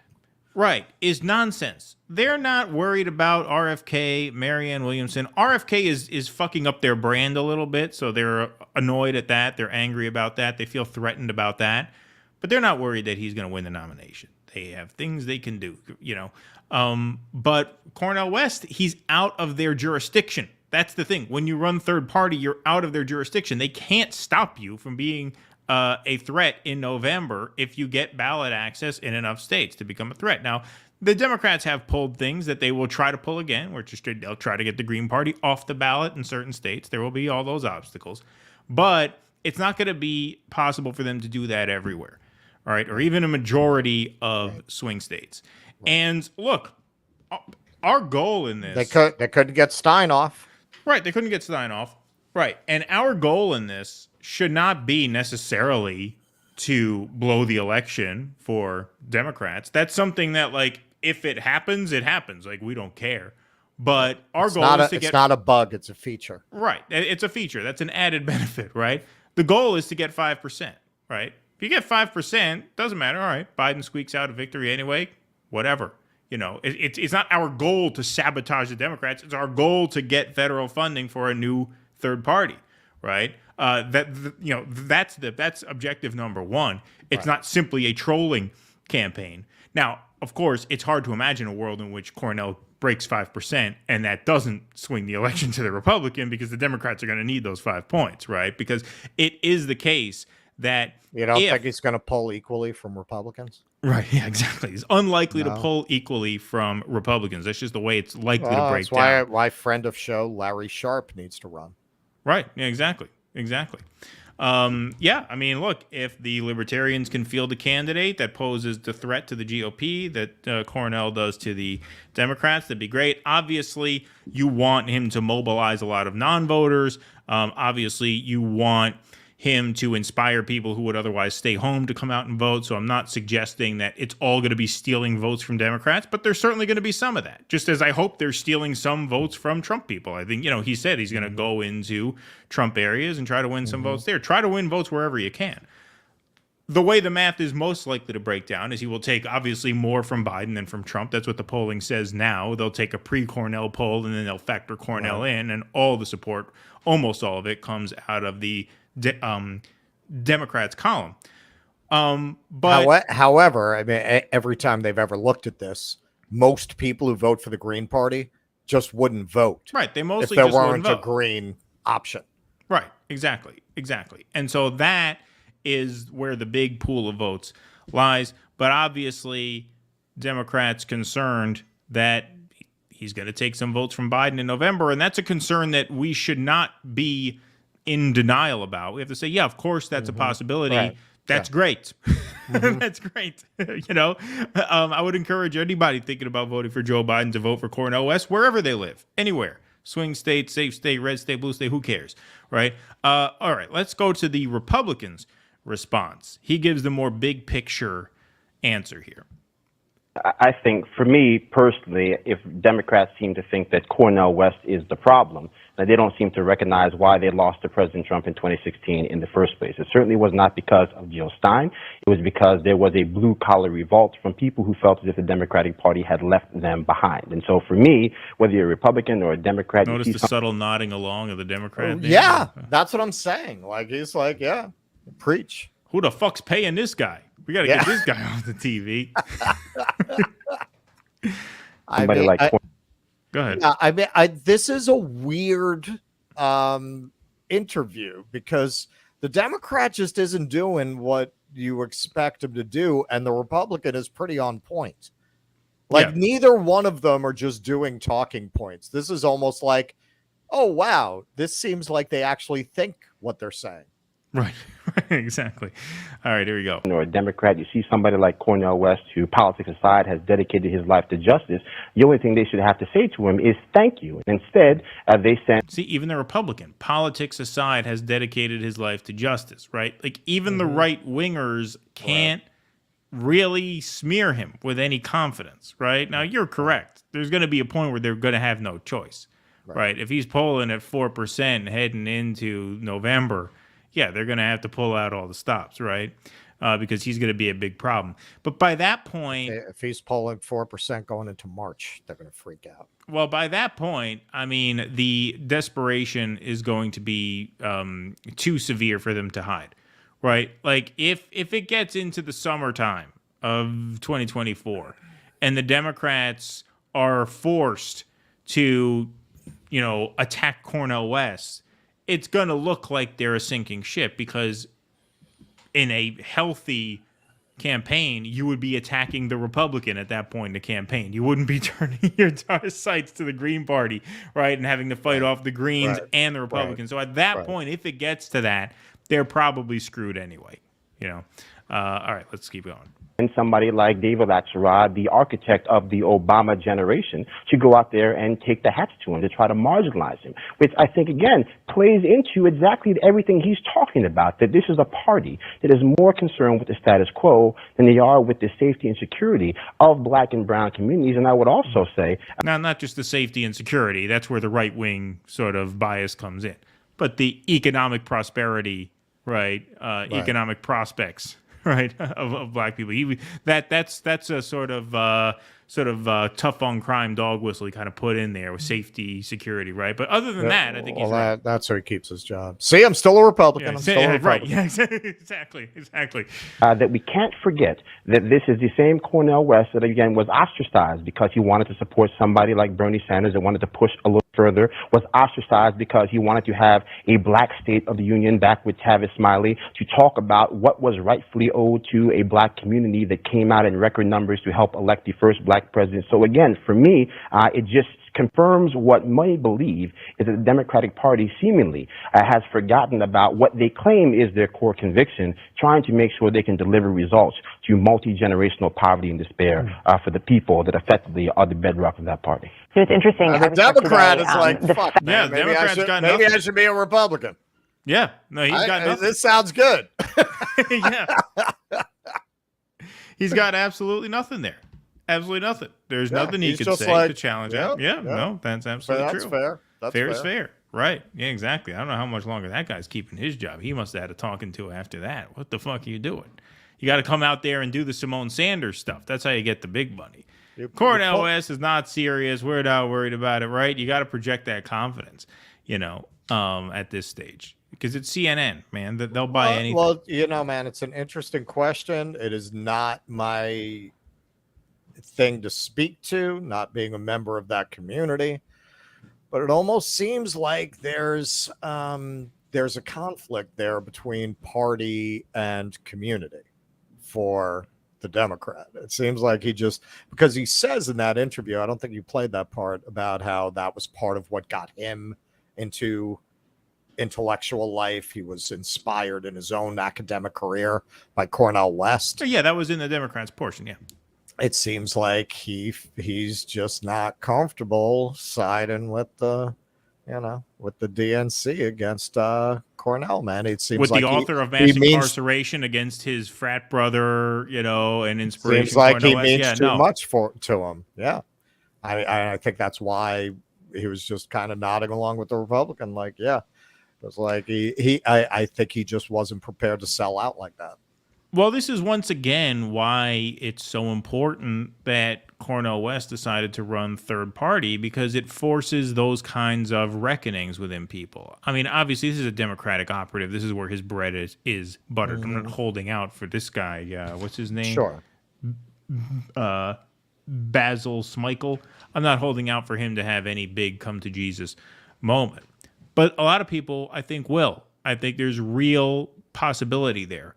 And the reason there's possibility there is because from day one, Cornel is branding himself as something other than a Democrat. If you were running as a Democrat in a primary, what the implication of that is that, yeah, I wish the Democrats were better, but at the end of the day, I'm still a Democrat and we're all going to unify at the end. That's what Sanders did. That was, from day one, he pledged, I will support the nominee, whoever it is, even if it's not me. Right.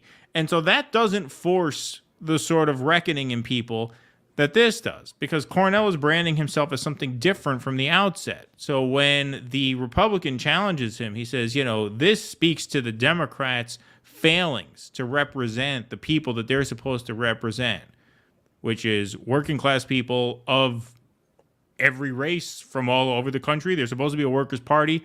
They're not. He nods along, being like, yeah, you're right. Whereas if Cornel were running as a Democrat, that argument would not have the same resonance, because he would be like, yeah, well, he's to the left of Biden, but at the end of the day, we're all going to support Biden. Like, we're all on the same team here, right? Right. To differentiate yourself in just that fundamental a way is very, very important. And this is what a real pressure campaign looks like for The Nation magazine, Bhaskar Sunkara, the Jacobin guys.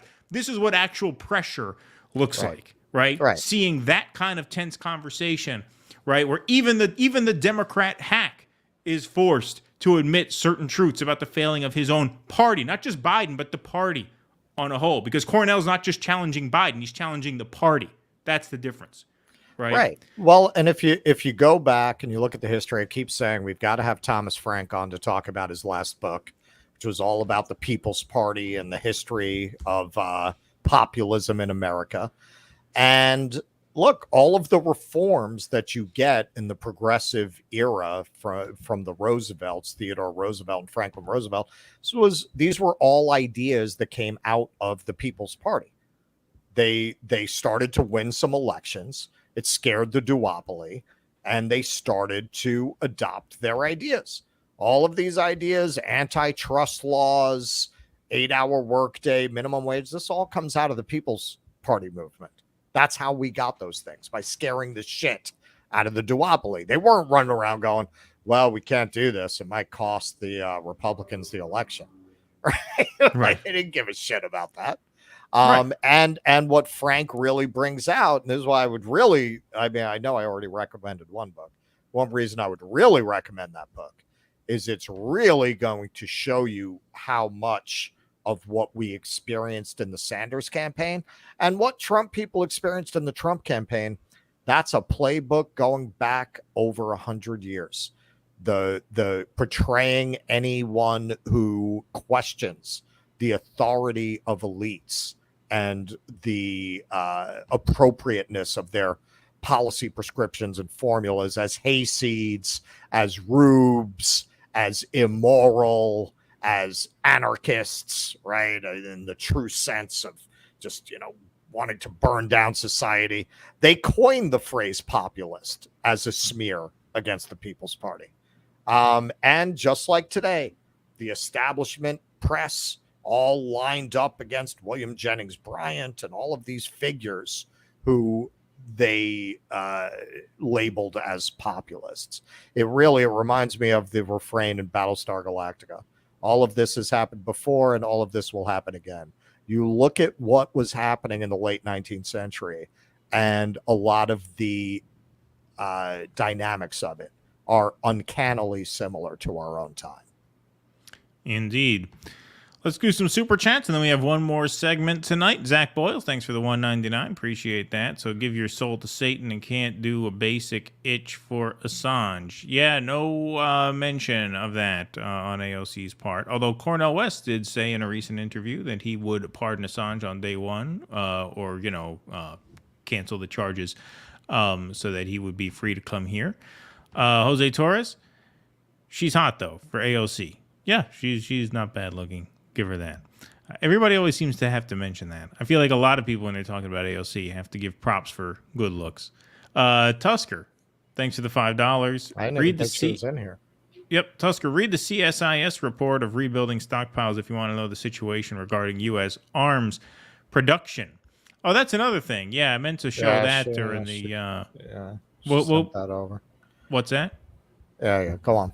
No, I said we'll go a little bit out of order here. This is not going to make the segment at this point, but it's worth sharing with you guys. I thought this was funny. I got a kick out of this.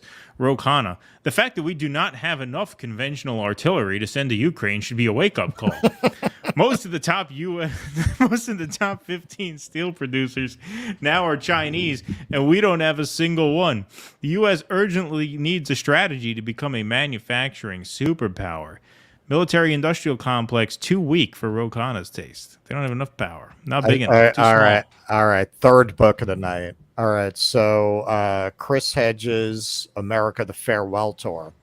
He really gets into how the military-industrial complex is the last manufacturing work in a lot of the country. How a lot of the country's employment is making this ammunition and these bombs.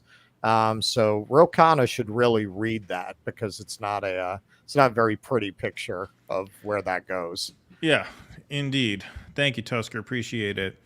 Mosaic.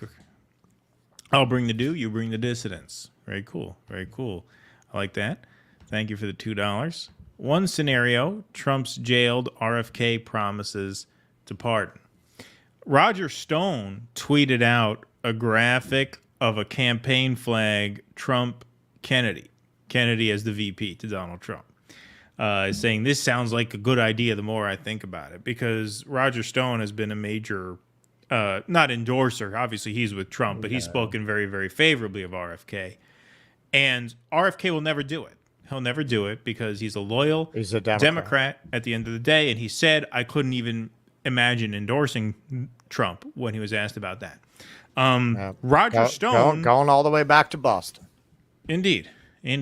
Roger Stone, is an outside the box thinker. And let me tell you, if RFK did run as Trump's VP, that's it. Put the election on ice. Over. Unbeatable. Sure. That's an unbeatable ticket. But I would say Tulsi too. Tulsi too. Right.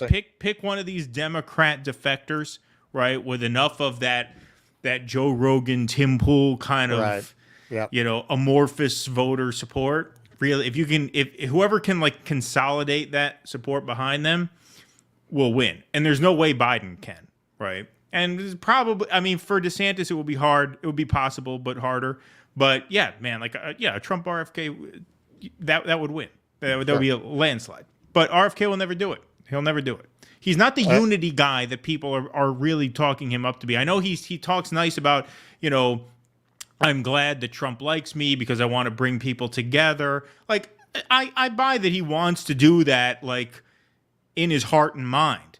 But everything he's doing structurally says he doesn't want to do that. Starting with running as a Democrat. Already he's getting shit about the assault weapons thing, where a lot of the, the real Second Amendment absolutists are getting on him for saying he would sign an assault weapons ban if it got to his desk, right? He's still got a lot of blue team tendencies that just aren't really coming out right now because he's not showcasing them because of the kind of campaign he's running. But it's going to be a lot harder for him to make that pivot, should he ever have to, than it looks like now. And I don't think it's going to come to that, because I don't think he's going to get much more of a polling boost than he is now. He has basically plateaued high teens, low 20s. He has not grown since then. I know he's raised a lot of money in the past couple of weeks, so we'll see where that goes. But it doesn't seem to have the trajectory that you'd be looking for to mount a serious challenge, and he doesn't seem to be that outside the box a thinker when it comes to making a big move, like actually defying the party, running third party, or joining a Trump ticket. Also, listen, he lost me when he took his shirt off, because I have enough issues. I don't need a 70-something-year-old president who makes me feel like shit every time he takes his shirt off. Okay? Well, fuck RFK. Fuck his ripped six-pack.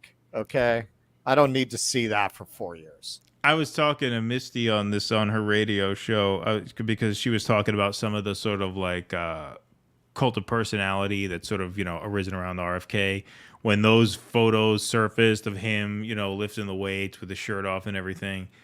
Some people were tweeting out hey, this is what happens when you stay off of the big pharma drugs. And I'm like, no, this is what happens when you're a Kennedy. This is what happens when you have the time to go to the gym 6 hours a day and you have the money to eat right. This is what rich people look like, Right. When you can hire the best personal trainers in the country. Right. Right, exactly. And they can tell you to the ounce how much protein to have every day to look like that. Oh yeah. These movie stars, people think they all juice. I think very, very few of them juice. I think a lot of them are put on very strict regimens. Some of them do, but some of them don't. My friend, a friend of mine, you know her, she was friends with Hugh Jackman because she nannied a kid that went to the same school as he did. And so, they would hang out, they'd pick the kids up from school, they walk around the village. He would walk around with Tupperwares of white meat chicken, and he would just be eating the chicken. And she's like, what are you doing? He's like, well, I'm training for the Wolverine movie. They say I have to eat 4 cups of this every day, and I can't eat anything else besides this and like green juice or whatever. Yeah, they pay you to work out all day and eat exactly the kind of shit that'll make you look like that, right? So even the ones who don't go on the steroids or whatever, like that's what they do. That's what they get paid to do. And if you have enough time and money and you put the resources in to be healthy, that's how you look. But that makes sense when you look at Hugh Jackman. But a lot of these guys, like, look, you watch an old action movie. Well, the Stallones and the Schwarzeneggers, yeah. No, I mean you go before them. Those guys, by that time, they're juicing. Like, you look at Stallone in Rocky 1 and Rocky 2, and then you look at Rocky 3, you can see exactly when he started taking the roids.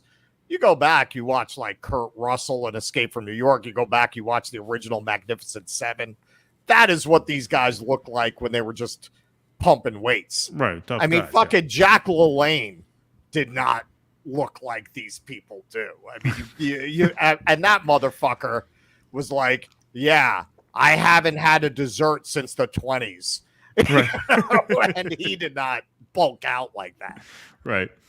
Dan Richmond, thank you for the $10. The galling thing about Axelrod is he's very familiar with how ineffective and feckless Hillary Clinton is.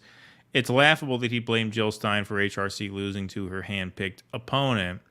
I mean, I think that is certainly a good point. What I would say is that math being what it is, the Jill Stein vote total was higher than the difference between Trump and Clinton in some of those states. Now, that does not assume, as we've said, so I just don't want there to be any confusion about this, that does not assume that those Jill Stein voters would have voted blue in absence of a Green Party option. That's where their theory falls apart. What I'm saying is, for this cycle, don't even bother explaining that to these people. Fuck them. They want to be afraid that we're going to ruin the election for the Democrats? Let them. Yeah. Let them be afraid. It's good. That's it's the old game. Right. That's the old game. Oh, don't blame us if Biden loses. Not our fault. No, fuck you. Blame me. Say whatever you want about us. Blame me. Bring it. Bring it on. Bring it on. Bring it on, baby. I don't fucking care. I don't fucking care.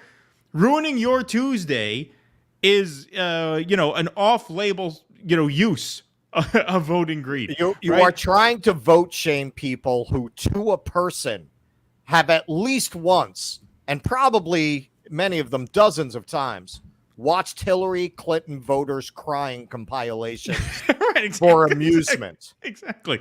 I used to watch not even the compilations. I would watch when I would work from home all the time. I would watch the 8-hour streams of CNN where you just watch it in real time. They had the complete things, with the commercial breaks and everything. The whole night. Yeah, just let it play all day and just have it on in the background. You know what I would love to go back and see? Did you see where the Colbert Show, they had set it up for a Trump loss and they didn't know what the fuck to do when it started to become clear that he was going to win? Like, they had some poor actress who had to go out there and make fun of Melania, who clearly the script was written with. So there was a video about this? Colbert did election night coverage. Yeah, well, because I remember he had Heilman and Halperin on, the douchebags. The one of them was a sex pest, and then the other guy is the guy that Russell Brand humiliated on the Bill Maher show. Right. They wrote the campaign books. So they had them booked as guests. Right. And they bring them out, and Halperin's like, yeah, looks like Trump's going to win. Right. But then they cut to this actress who was hired to do Melania, and her lines made no sense. Because they were all written as an own on the Trump's losing. This poor actress had to go through with it. I have no idea why they didn't just cut the sketch. It made no sense at that point. Right. Like, everyone on stage is tense. You got fucking, what was it, Chelsea Handler over there crying. I forget, was she on the show? It makes sense. I think it was Chelsea Handler. She'd have been a good guest for them in their crowd if he lost. Yeah.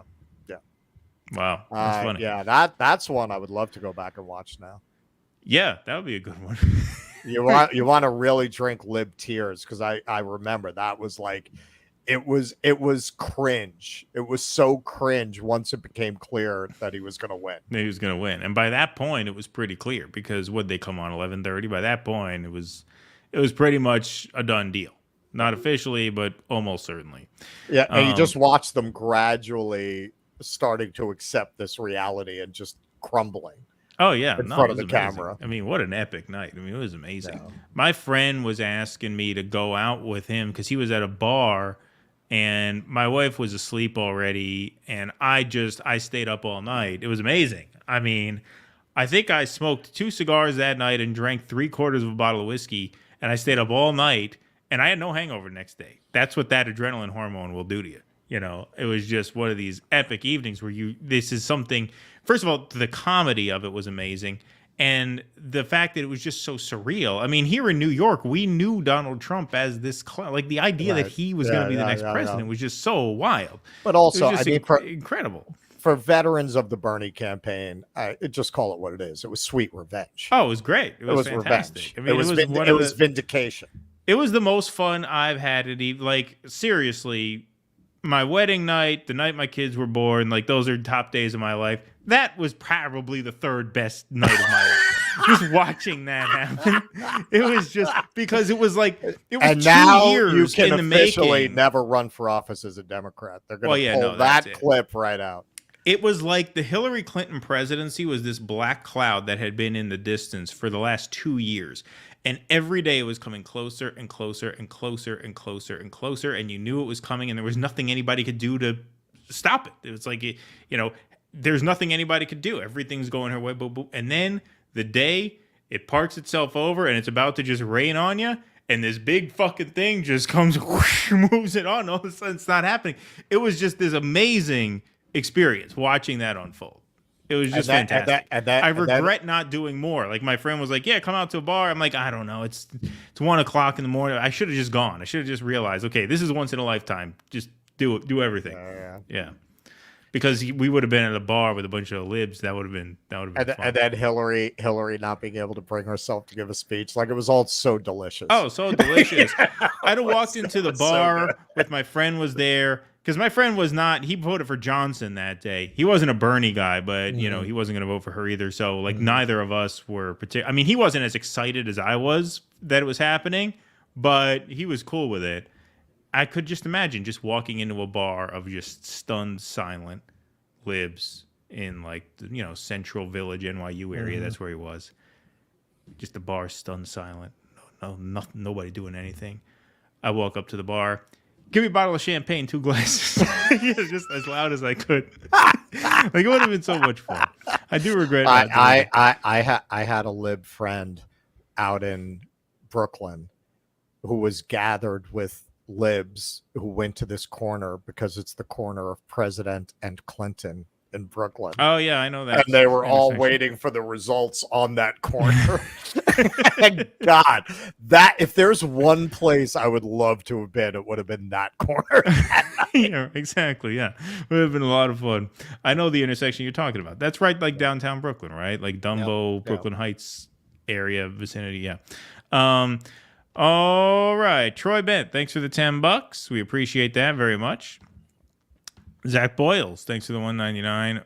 Wishful they think West will flip like last time. Well, if we ever get to interview Cornel West, we've put an email out. We'll see what happens. I don't know. Maybe our octopus fucking jokes have deterred them a little bit. Maybe they think we're a public image liability. As, I can't blame them. but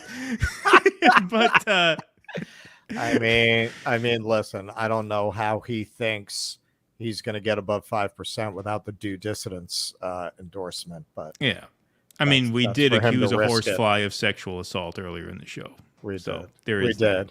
There is that. But one thing I would ask him, though, seriously, to answer your point, is a lot of Green Party candidates have said in the past. But he calls everyone brother. We're not brother. We're not brother. Right, a little horsefly joke. A fucking an octopus joke between friends. between brothers. Right, exactly, yeah. Well, we're not your brothers anymore. We're not your brothers. Nader has always said, Nader has said that he wanted to use, what's that? No. Ralph Nader has said that, he would try to use his role as a Green Party candidate to be a kingmaker in the 11th hour. So, like, if he got to 10% in the polls and the Democrats needed his support, he would go to them. This is what Nader said he planned to do. He would go to them and say, okay, well, if you want my support, what are you going to promise, right, for me to drop out?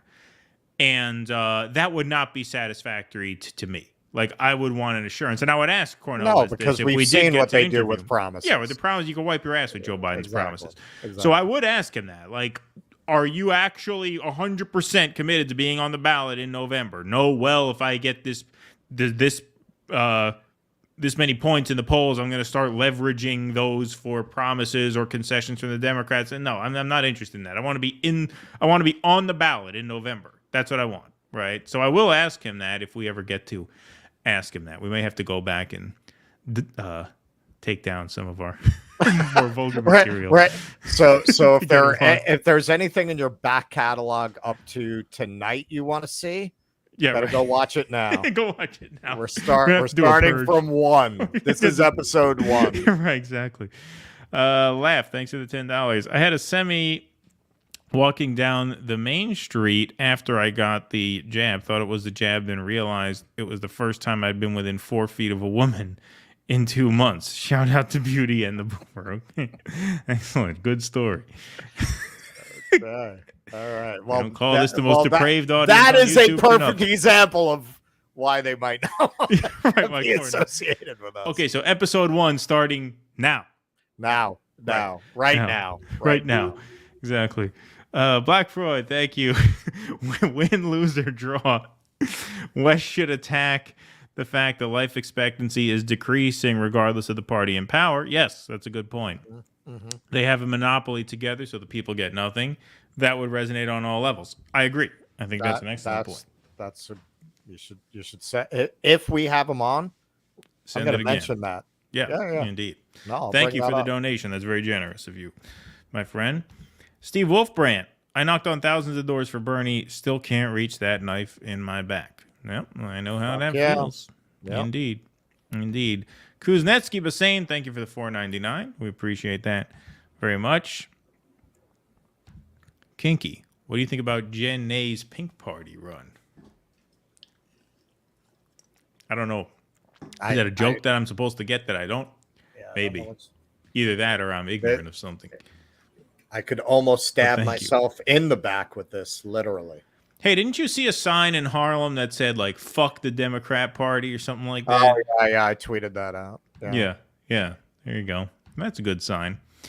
Zach, why would he run with Trump? He has his own voters now. Well, I think what Roger Stone was getting at is that when the Democrats screw him over and once the primaries are over, I think Roger Stone sees it as being good for Trump to try and put some sort of unity ticket together, right? I think the school of thought there is that Trump's coalition kind of shrunk in 2020 relative to the Democrats. Obviously got more votes in 2020 than it did in 2016. But I think they were more dug in conservatives that time relative to a lot of the swing voters, a lot of those, white suburban independents that ended up going for Biden. So I think, what Roger Stone's thinking is that, it would be good for Trump to expand in a really drastic way the pool of voters that might think of voting for him. And I think RFK does that. And I think he's right. I mean, I think that would be a very, very difficult ticket to beat. But I don't think RFK is up for it. So that's what I mean there. No. Zach, it's literally working for him, though. Look at top right. What is that, a bird? And can you imagine trying to do anything with Trump? For fuck's sake, that's a nightmare, not anti-unity proof. I mean, Zach, I'm glad to see that our grift with you is still going after our Rumble exclusive with Pasta, because we didn't think we were getting any more cash out of you after that. Yeah. But, thank you, man. Keep it coming. Yeah, look, it might not be great for RFK to accomplish what he wants to. I take that point. I mean, Trump is difficult to work with. But I think what you have to think of here first is you have to just take a baseball bat to the system, right? And so a Trump RFK victory would certainly do that. Like, to me, Yeah. Thinking about building any forward momentum within this current system seems unreasonable, right? Like, to me, the idea of backing a candidate like Cornel West is that if he attracts a certain amount of support, that will in itself just fracture the system in such a way that could be permanent if you build from there, right? And so first thing you have to do is either win if you're backing Trump, or you have to do enough damage to the system and cause enough chaos within what remains of it to build something else out of it once the plane crashes into the mountain. So that's what I'd say there. Judge Joe Brown, Roy Up with the Astor, Joker, fuck the Batman. Exactly. Judge Joe Brown interviewed himself today. Oh, did he talk? Oh, did he dominate that conversation? We keep hearing about this. We're gonna have to watch this after the show. Yeah, definitely gonna have to watch that. I'm definitely curious about that. I mean, that's a great. Props to Sabby for getting Judge Joe Brown. He's a huge name, you know. Yep. I mean, he's a big star. So that's awesome. But yeah, sounds like that was a pretty wild time. So I'll have to definitely watch that. We may even cover some of that on Wednesday. Who knows? Also, my scenario was Trump jailed, not running mate. Okay, well, that's I mean, that would throw a kink in the plan for sure. That would definitely. That's not a solid plan. Tusker, can you guys find some of those clips and we can reminisce together during your election night 2024 coverage? Interesting. Yeah, maybe we will. That's a fun idea. Maybe we can do it. We could probably do you even better, Tusker. We could probably do that during the 2023 election night coverage because we go live every election night. Doesn't have to be a national year. So this election night, I'm sure there will be some close races to cover, some ballot measures and things like that. We will do a live stream. And it'll be a lower pressure night where we'll be able to just kind of chill and have more fun. So maybe we can pull some of the clips from there. That could be fun. That's a good idea. But yeah, I know where all that footage is. I have it saved on my hard drives.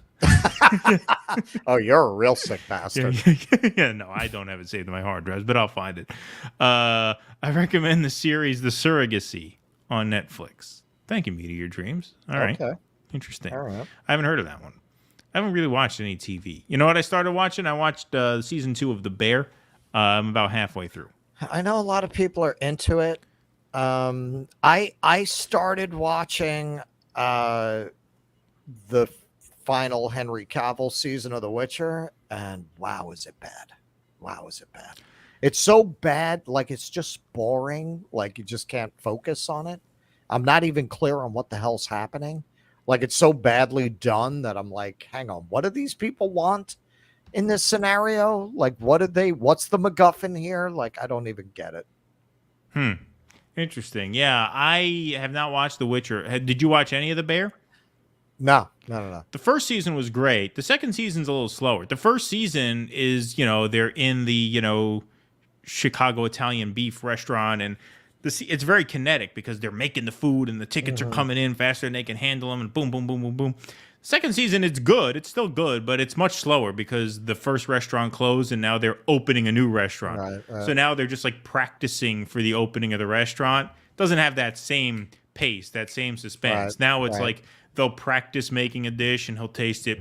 Fuck, too salty. That's the climax of the episode. Not the same. Not the same. Okay. But it's still good. I like it. Acting is good. Writing is decent. The Jonathan Pye rant the day of the 2016 general election rant was absolutely godlike if you've never seen it. I believe never seen it. I lost like 25% of my Facebook followers posting that day after day. That was the British guy, right? Yeah. He did that epic rant about why Hillary Clinton lost. Indeed. Of course she lost. Something like that. Yeah. That was good. That was definitely well done. All right, we'll take a few more. Who knew that Beyonce and Jay-Z don't represent the pulse of the nation? Right. Indeed. All right, folks. So this will be the final part of what we'll call the Anna defection trilogy. We're not going to milk this show after show after show.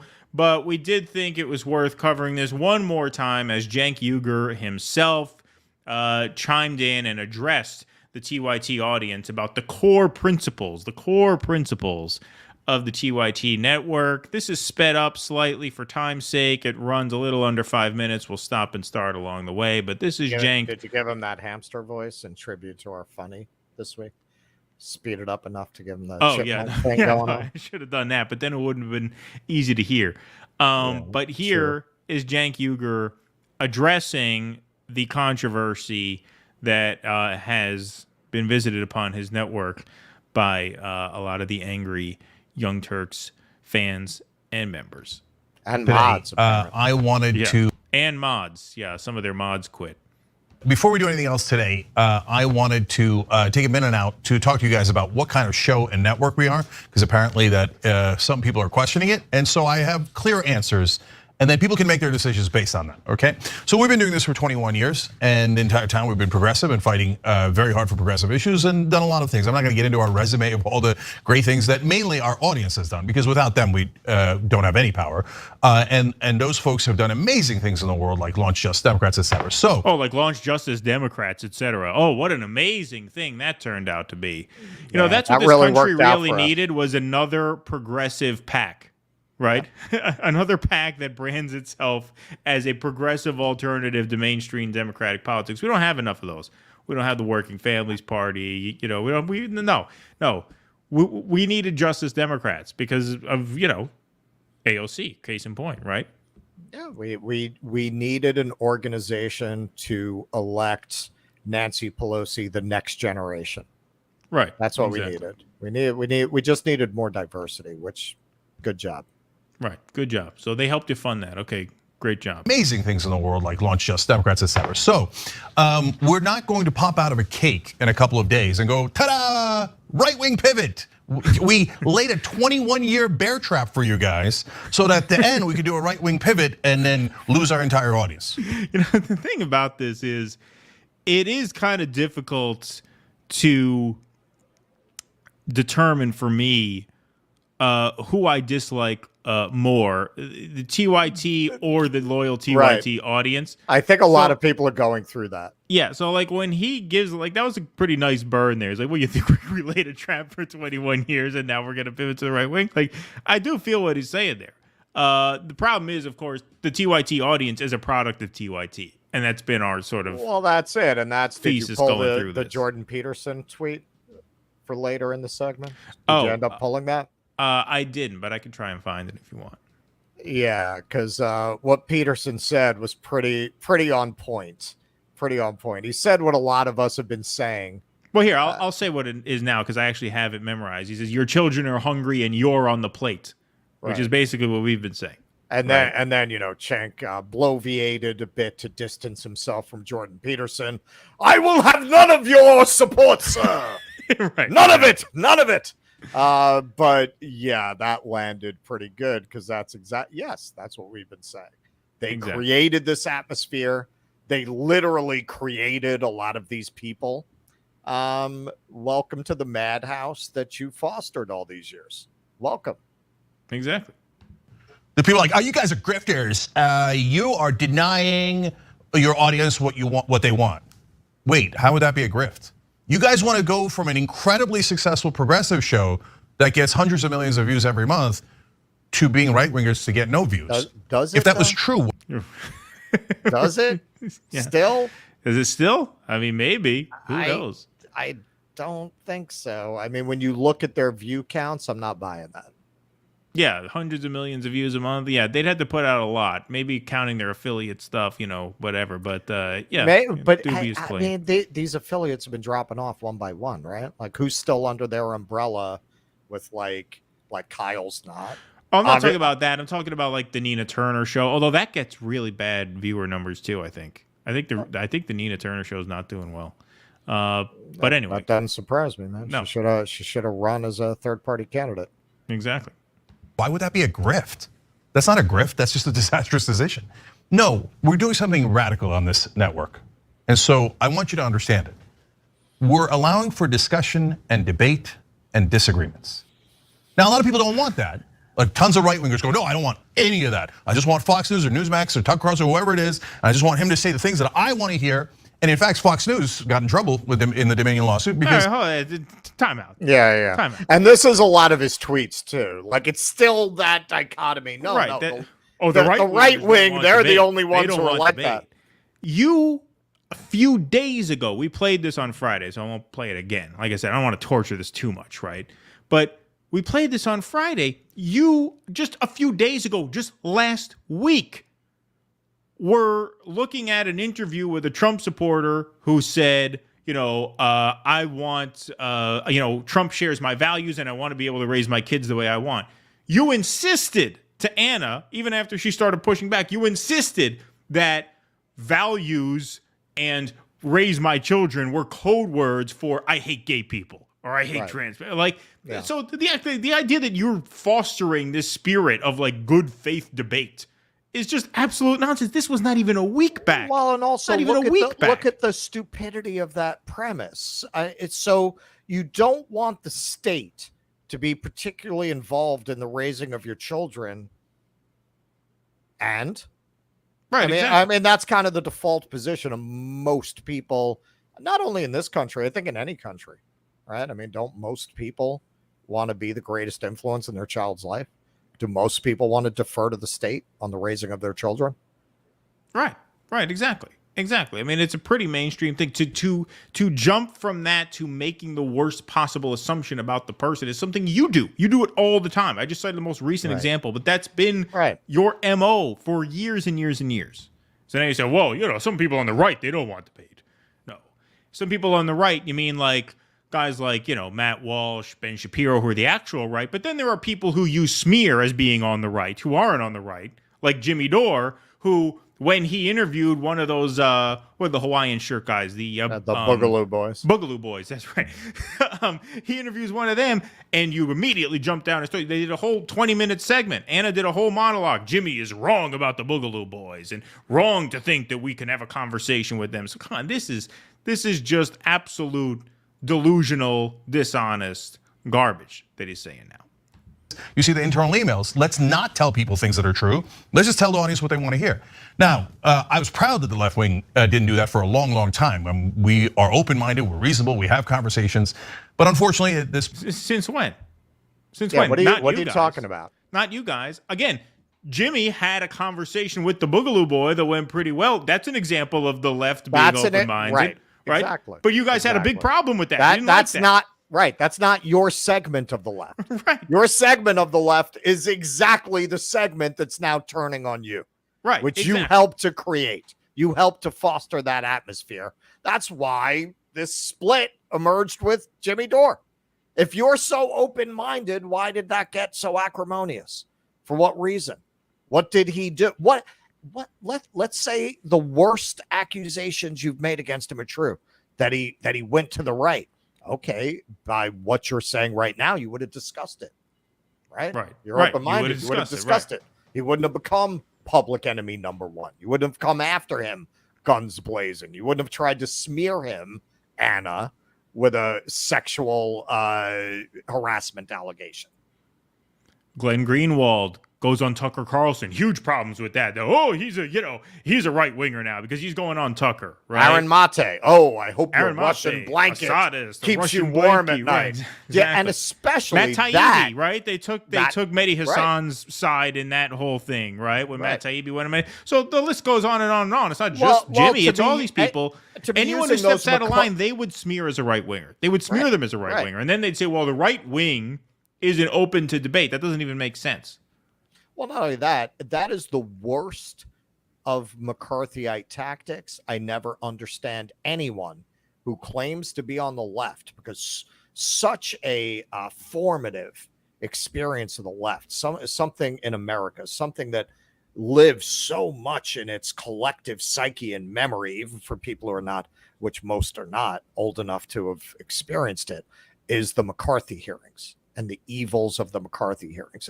It's a core parable about the excesses of smearing people as traitorous for their opinions among people who consider themselves left.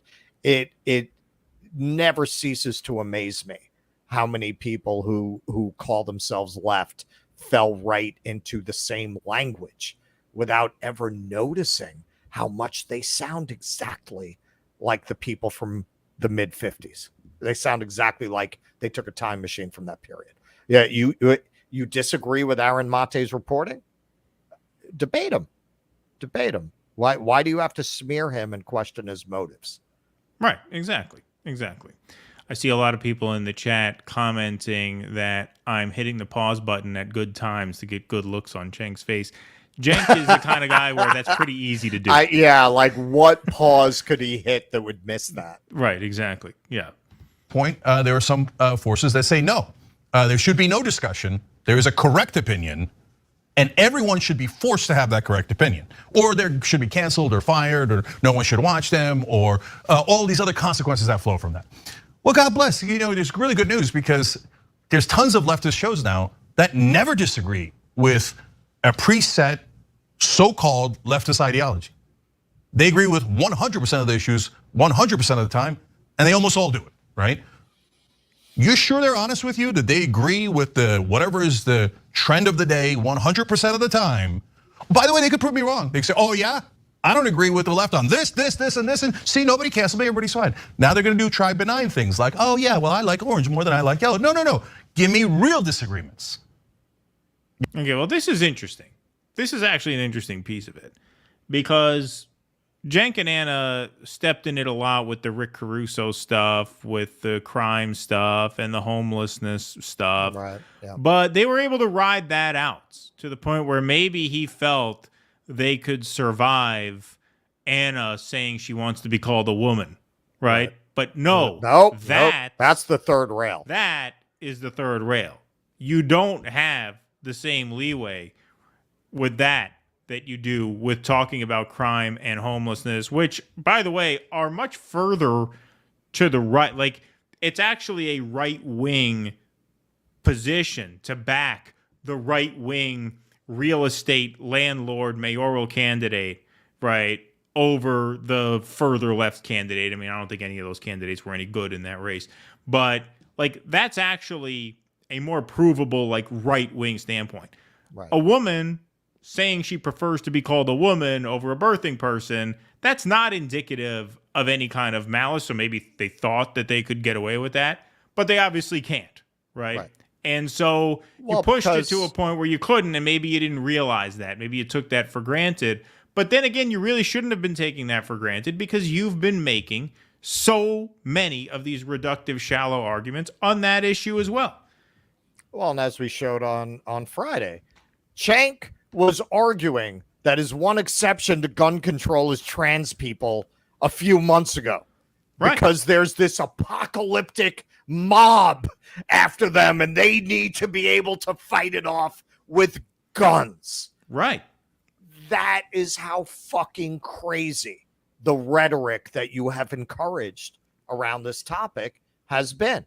Now, did you really think that? I don't think so. When I watch Cenk, I see a performer. I see a carnival barker. I see a guy who puts his finger in the air and feels where the wind is blowing. Notice he's not the one who really went off the reservation. It was Anna. Yeah. Now, then he went and felt it out with the sports. There he got into the sports question. And I think you're right. They thought that they had more leeway than they did, which, look, that raises its own questions. Why these issues have become so much more salient than homelessness, than backing a right-wing mayoral candidate, wanting to be called a birthing person. And we showed, I mean, Brianna, she's a smart woman. She sounded batshit fucking crazy with her yellow and white paper. Like, the fact that, I mean, that is part of what this is bringing out. These other positions they took, which, and a lot of people have pointed this out too. So smearing Aaron Mate was not a red line for people. Right. Smearing Glenn Greenwald was not a red line. Smearing Taibbi was not a red line. That's a red line. Birthing person is the fucking red line. That's the red line. Questioning trans people in sports, which most people in the country are not good with. He's right about that. I mean, he's not wrong. Now, yes, they brought this on themselves. The big question, I mean, with Anna, it seems like this assault led her down an alley, right? Cenk, I don't know. I don't get it, because what he's saying here is true. Because of the audience they've cultivated, this doesn't really make any business sense for them. Like, to call it a grift, he's right. I mean, to who? Who's he grifting to? He's not going to get the Daily Wire audience. They're not coming over to the Young Turks. There's already a Daily Wire. So what would the motive be? I think you're right. I think they felt they had more freedom of movement than they had. Right. And hey, man, payback's a bitch. This is your karma, man. There's your karma. Absolutely. And, I think there's also an element of him feeling he's got to stand by his co-host, by his partner. That, right. Because you really have no choice. I mean, what are you going to do? Fire her and say, okay, never mind that. I mean, that doesn't look good. Right. And there's also, I think, a big part of this of him. He's a businessman. Like he is a capitalist first. He's a businessman first. Yes. Right. He has rebranded this project of his several times in the past. Yeah. Do not discount that he can do it again in the future. That guns thing, I don't think he thinks that. I think that was a performance. He does a lot of performing for the crowd. And now the crowd's coming for him. I think he's also an arrogant fuck. And he's offended that the crowd is coming and turning on him. This crowd that he created in a certain sense. And he's trying to muscle it back into its place. Yeah, I think so too. You're not going to do it, are you? Because you're worried. Well, we are going to do it on this network. So we do things like, hey, I do something that is almost unheard of in media. I hire people who disagree with me. And so some have disagreed on the right, some have disagreed on the left, and then they have come out and not only disagree with me massively on our air, and I'm totally okay with it. Totally okay with it. And then they will sometimes go over the edge and say vicious and crazy things, and we're still okay with it. And then and then you guys know recently someone who we liked and really supported, etc., decided to call me an evil person, a racist, a trans. He's talking about Benny, the trans woman who quit recently. Pathetic, embarrassing, all these terrible, terrible, terrible things. And then they quit. And after they quit, they say, I quit because this guy who runs the company won't agree with me. But sister, I platformed you. I said, here's a platform, go for it. And not only can you say anything you want, you can say something that totally and utterly disagrees with me. Not good enough. Well, no, it's not good enough, because when you disagree on those kinds of issues, that is a different form of disagreement in the eyes of the people who care most passionately about those kinds of issues. Ron Placone just went on the Vanguard show. I just saw it before we turned on, and started saying, well, there's nothing, like, if you think it's reasonable to deny trans people the right to exist, I said right there, stop. Nobody is saying that at all. Cenk is not saying that at all. The two disagreements around this issue have to do with sports and minors, right? Should trans people be competing in the same sporting categories and leagues as biological women, biological men? And should impressionable teenagers be allowed to, get, permanently, life-altering surgery or hormone treatments, or things like that? Those are the two disagreements within this left of center space. Now you get into the Matt Walsh stuff where he refuses to call people by their pronouns that they want, and he says, well, basically, no, they don't have the right to be recognized. That's a different animal. That's not what you're talking about here. That's not what you're talking about here. When you're talking about on the left, those are the two areas. So nobody is threatening anyone's right to exist. Nobody is even saying anybody should suffer any discrimination. It's just these two very niche issues, these two sort of sub-issues within the issues. Big picture, yes, all for trans rights. That's what Cenk even says there.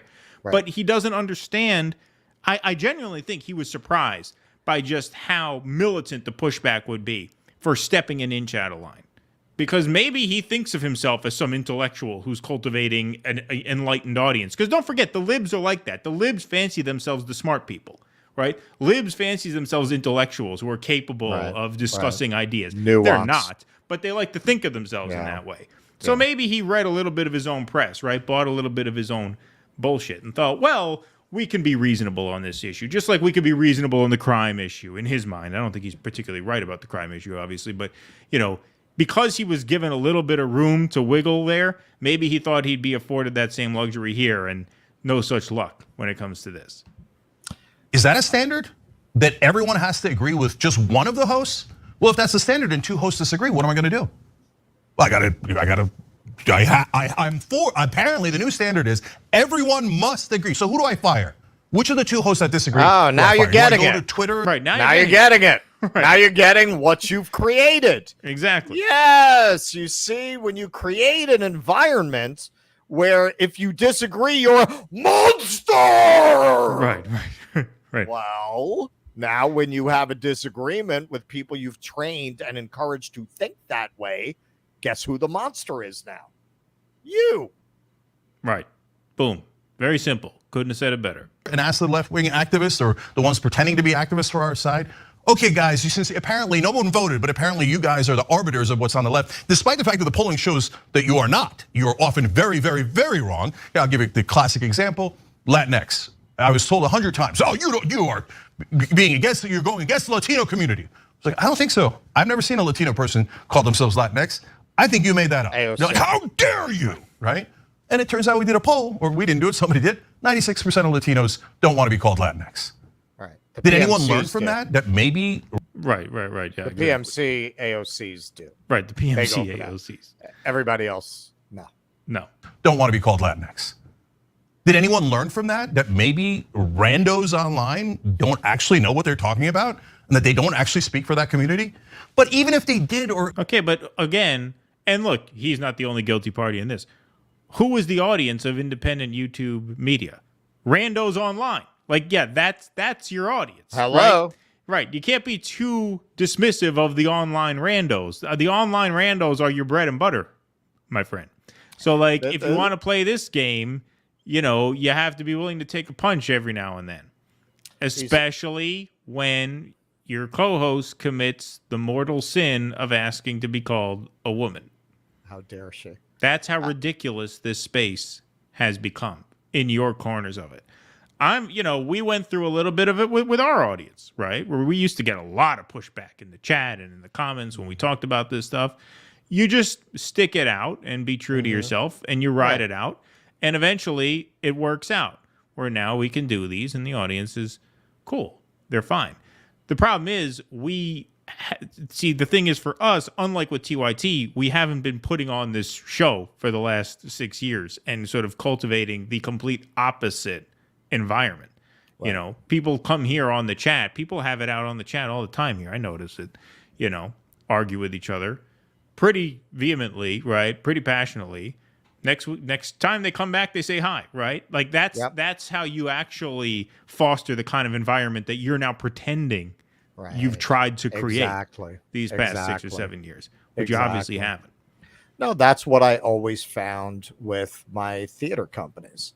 What you project, that's what you're going to cultivate, right? Like the people in my company tended to reflect my temperament, my taste, so things were pretty chill, right? It's the same thing. It comes from the top. It comes from what you're projecting, because your like attracts like.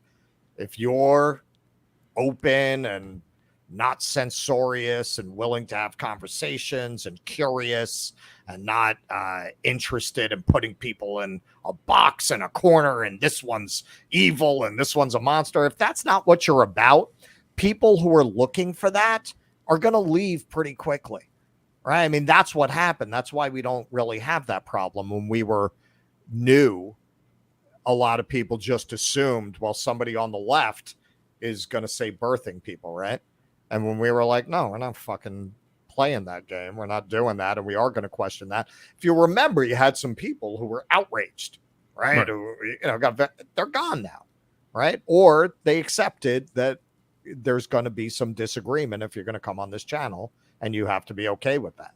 Oh, yeah. I recognize names who are still in the chat now who gave us a lot of hell when we did that Riley Gaines segment. They're still here. that's great. That's awesome. We love that. We don't want anybody to leave. Right. We're not like, get the fuck out of here, you fucking asshole, you disagree. Cenk, you've been doing this shit for 20 years. Well, you weren't doing that. You were pimping Ann out for shoes at the mall exactly. back when you started. But you've been doing this for a good long time now. What did you expect? And honestly, I mean, he's reminding me of Eric Bogosian at the end of Talk Radio, right? Like that was the upshot, that he realized what a bunch of freaks and weirdos and monsters his audience were, and how he was partly responsible for creating the atmosphere of paranoia and strangeness that they sat in, right? That in the end, that's what he created, and now he's stuck with it. Right. Like that.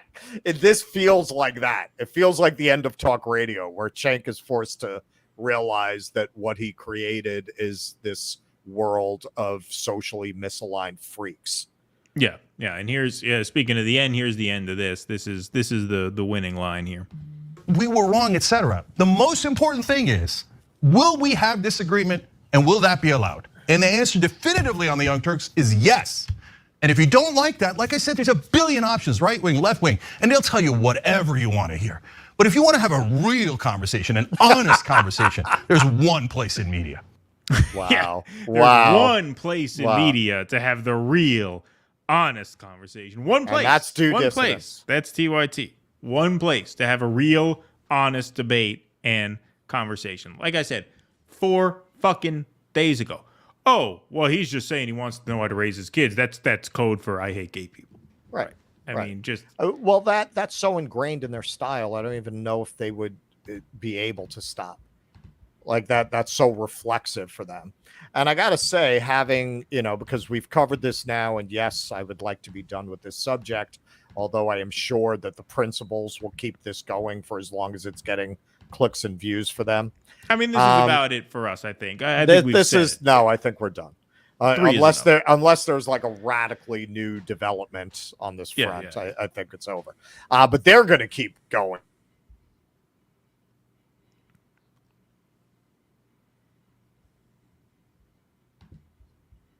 Oh, yeah, the rest in the space. The Olays and the Humanist Report and all that stuff. Yeah, going and watching them to put together the montage we did the other day and just checking in on what their takes were. What a bunch of fucking losers, man. Oh, my God. Like, they're just so dumb and feckless and incurious and unwilling to consider any reasonable point of view on this, or the idea that anyone else might have a point. And beyond that, so much of it just seems to be a performance for the type of audience that they've cultivated, which is basically the TYT audience. Kind of subset of the TYT audience. I think what I will say is, I think in Figueiredo's case, I think he is a true believer. I think in the case of Dole yes. and I Ole, agree. Yeah. I agree.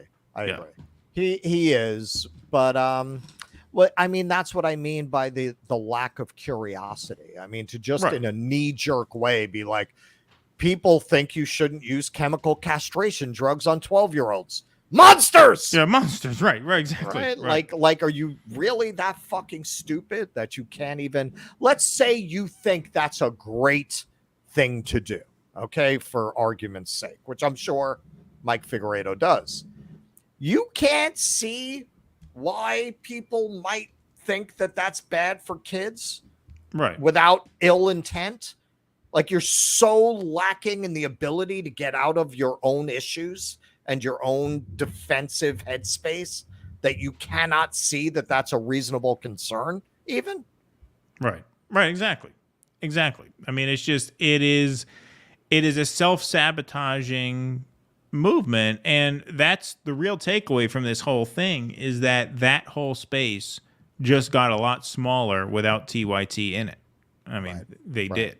Right. And that's indicative of what we've been saying is a long time coming, which is that segment of the left is either going to take over the left, or it's going to lose any sort of relevance that it has within it. And so this development is a good sign, because it shows that faction of the left is becoming less relevant. And that's important. That's important because you watch one of those streams, you watch some of those videos. That is the faction of the left that is not interested. That is what Glenn Greenwald described when he said the left is interested in becoming smaller, not larger.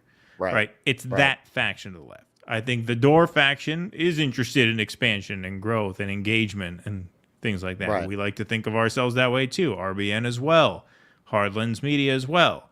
But there is this faction that is just so committed to making itself a clique, right? And it's funny because that's what they would accuse Jimmy of a lot, is Jimmy claiming to be the pure leftist and ostracizing everyone else, when all along he was the one expanding his appeal and they were shrinking their appeal. And the numbers bear that out. His channel grew, theirs didn't shrink, but they grew at a much, much smaller pace. And now some of them are going to shrink. I think TYT, I haven't paid attention to their sub count, but I would imagine it is going to take quite a hit if it hasn't already. And it probably has. Well, they're fond of the phrase love wins. Maybe. I would say definitely reality wins. I always thought this movement would collapse under its own weight because it's so disconnected from reality.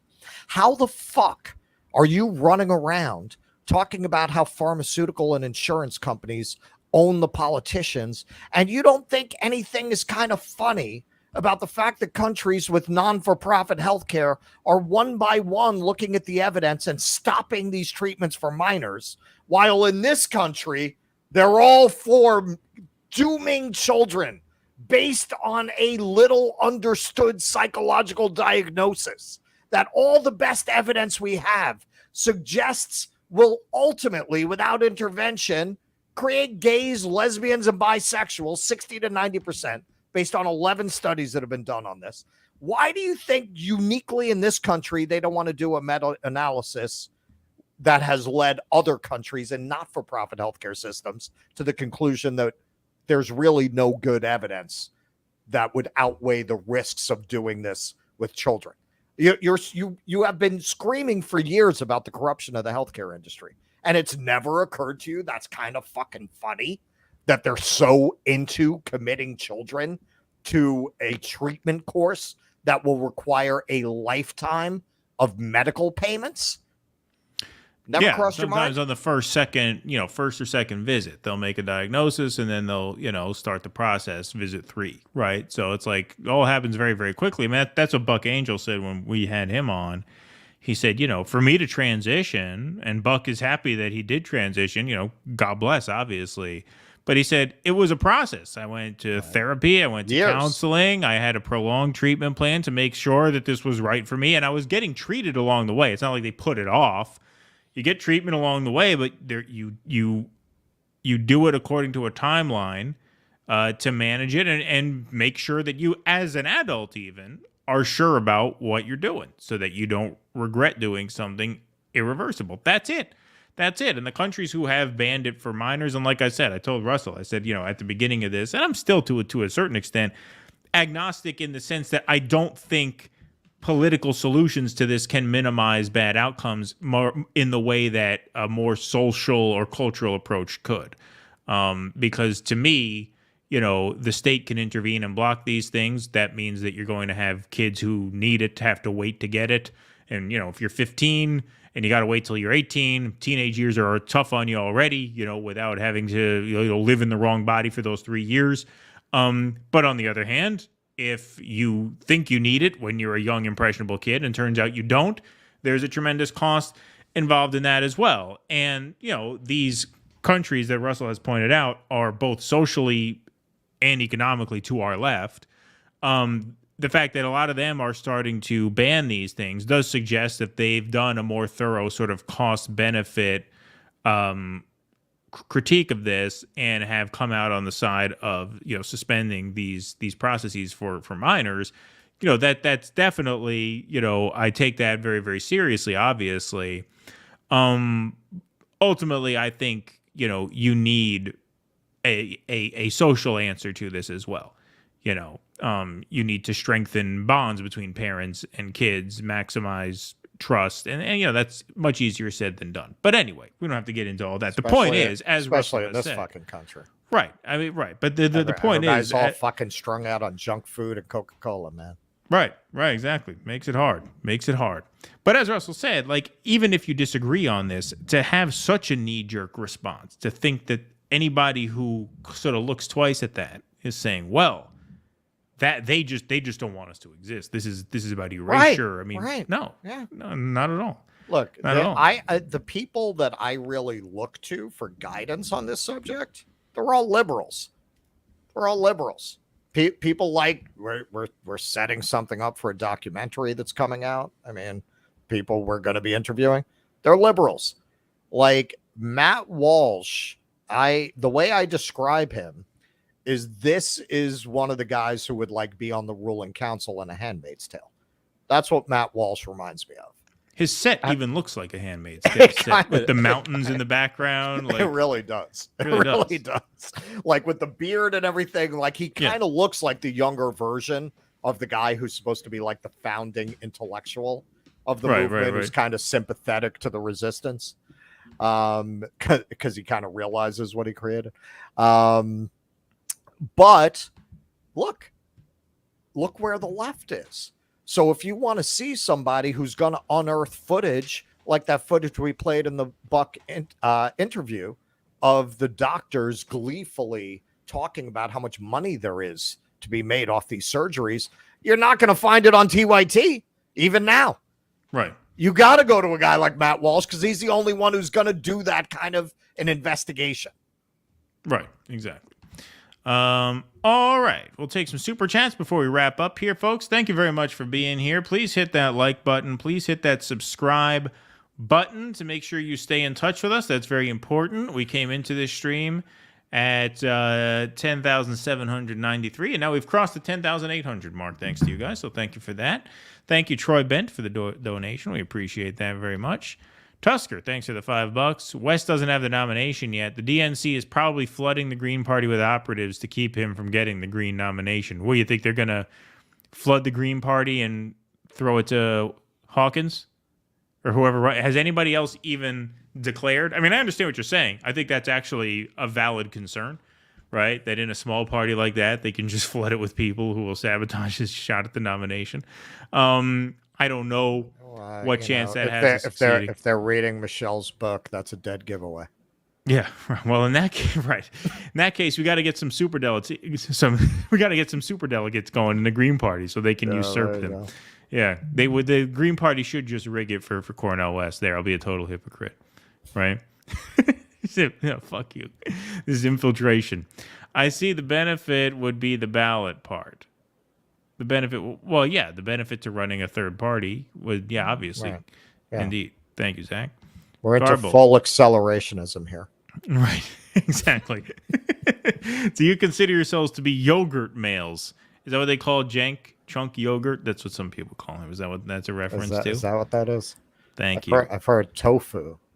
Tofu? Keaton, you look... Oh, hey, Bullo, what's up? Keaton, you look skinny. Get some soup. Do I look skinny? I don't know. Do I look skinny? I don't feel skinny. That's for sure. You look the same. Yeah. Russell with the straight I think shells. he's just trying to be Jewy. Yeah. Get some soup.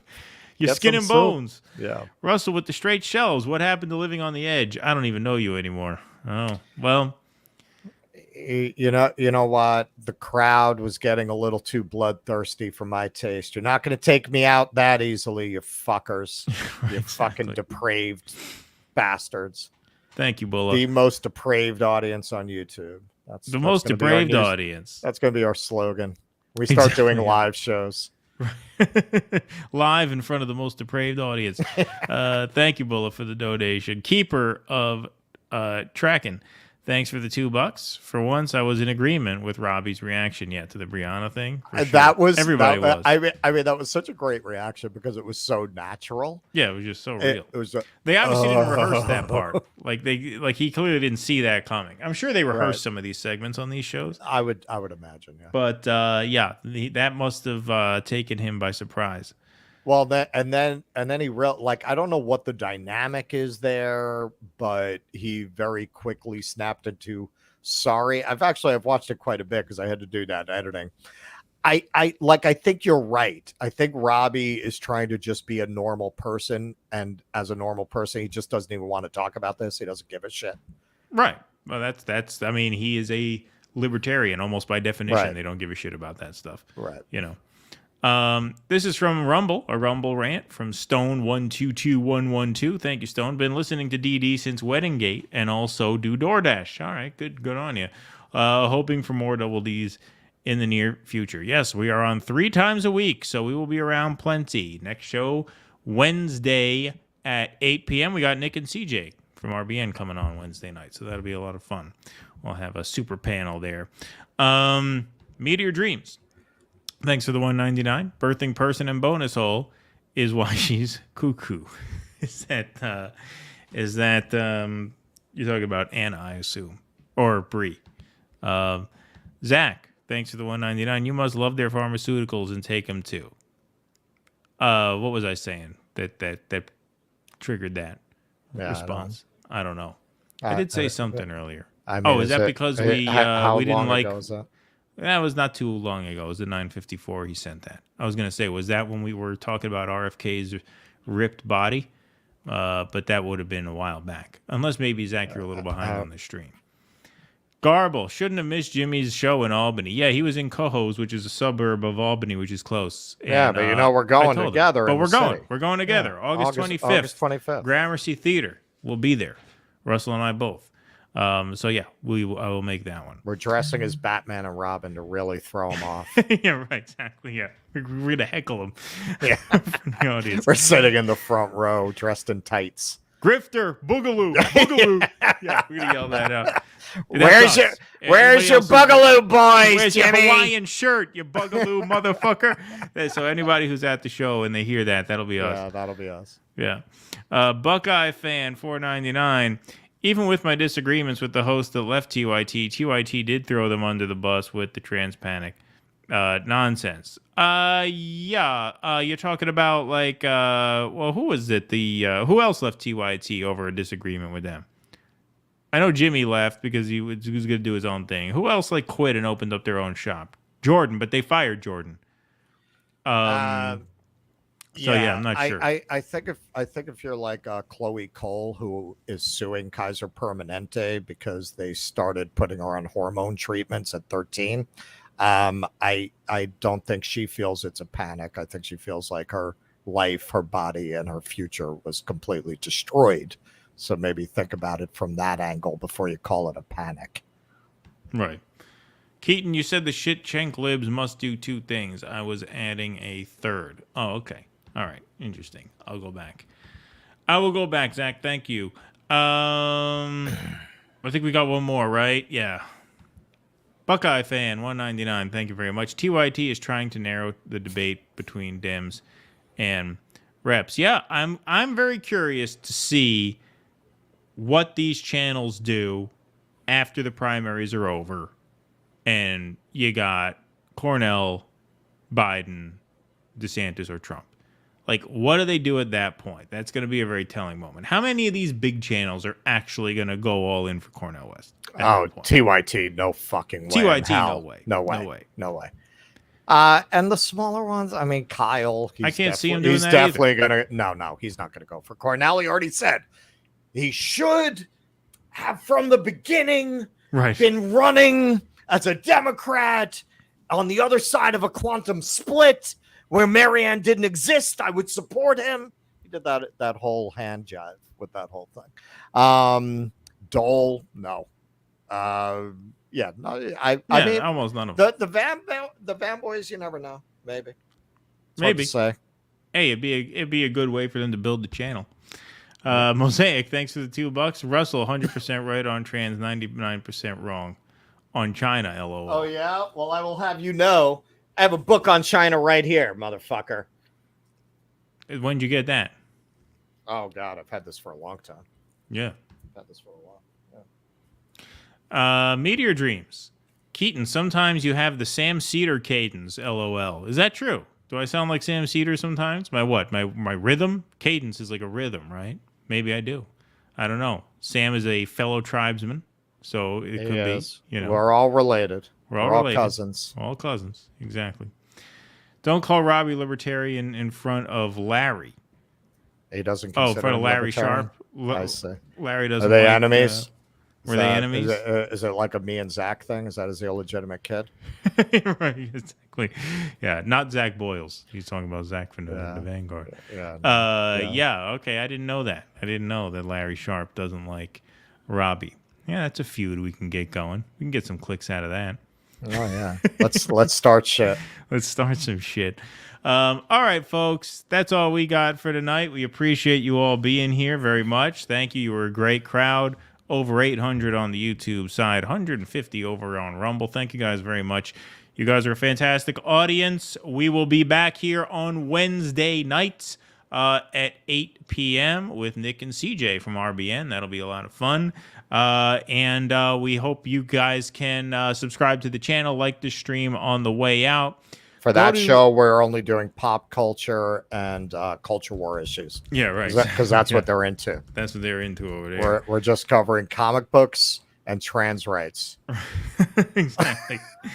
Go to dodissidents.substack.com. You can help stay in touch with us there. If you could become a paid Substack supporter, that's great. If you can't, sign up for free. It's an email list. It's very important. If you're here watching on YouTube, go to our Rumble channel, follow us there. And follow us on Twitter as well.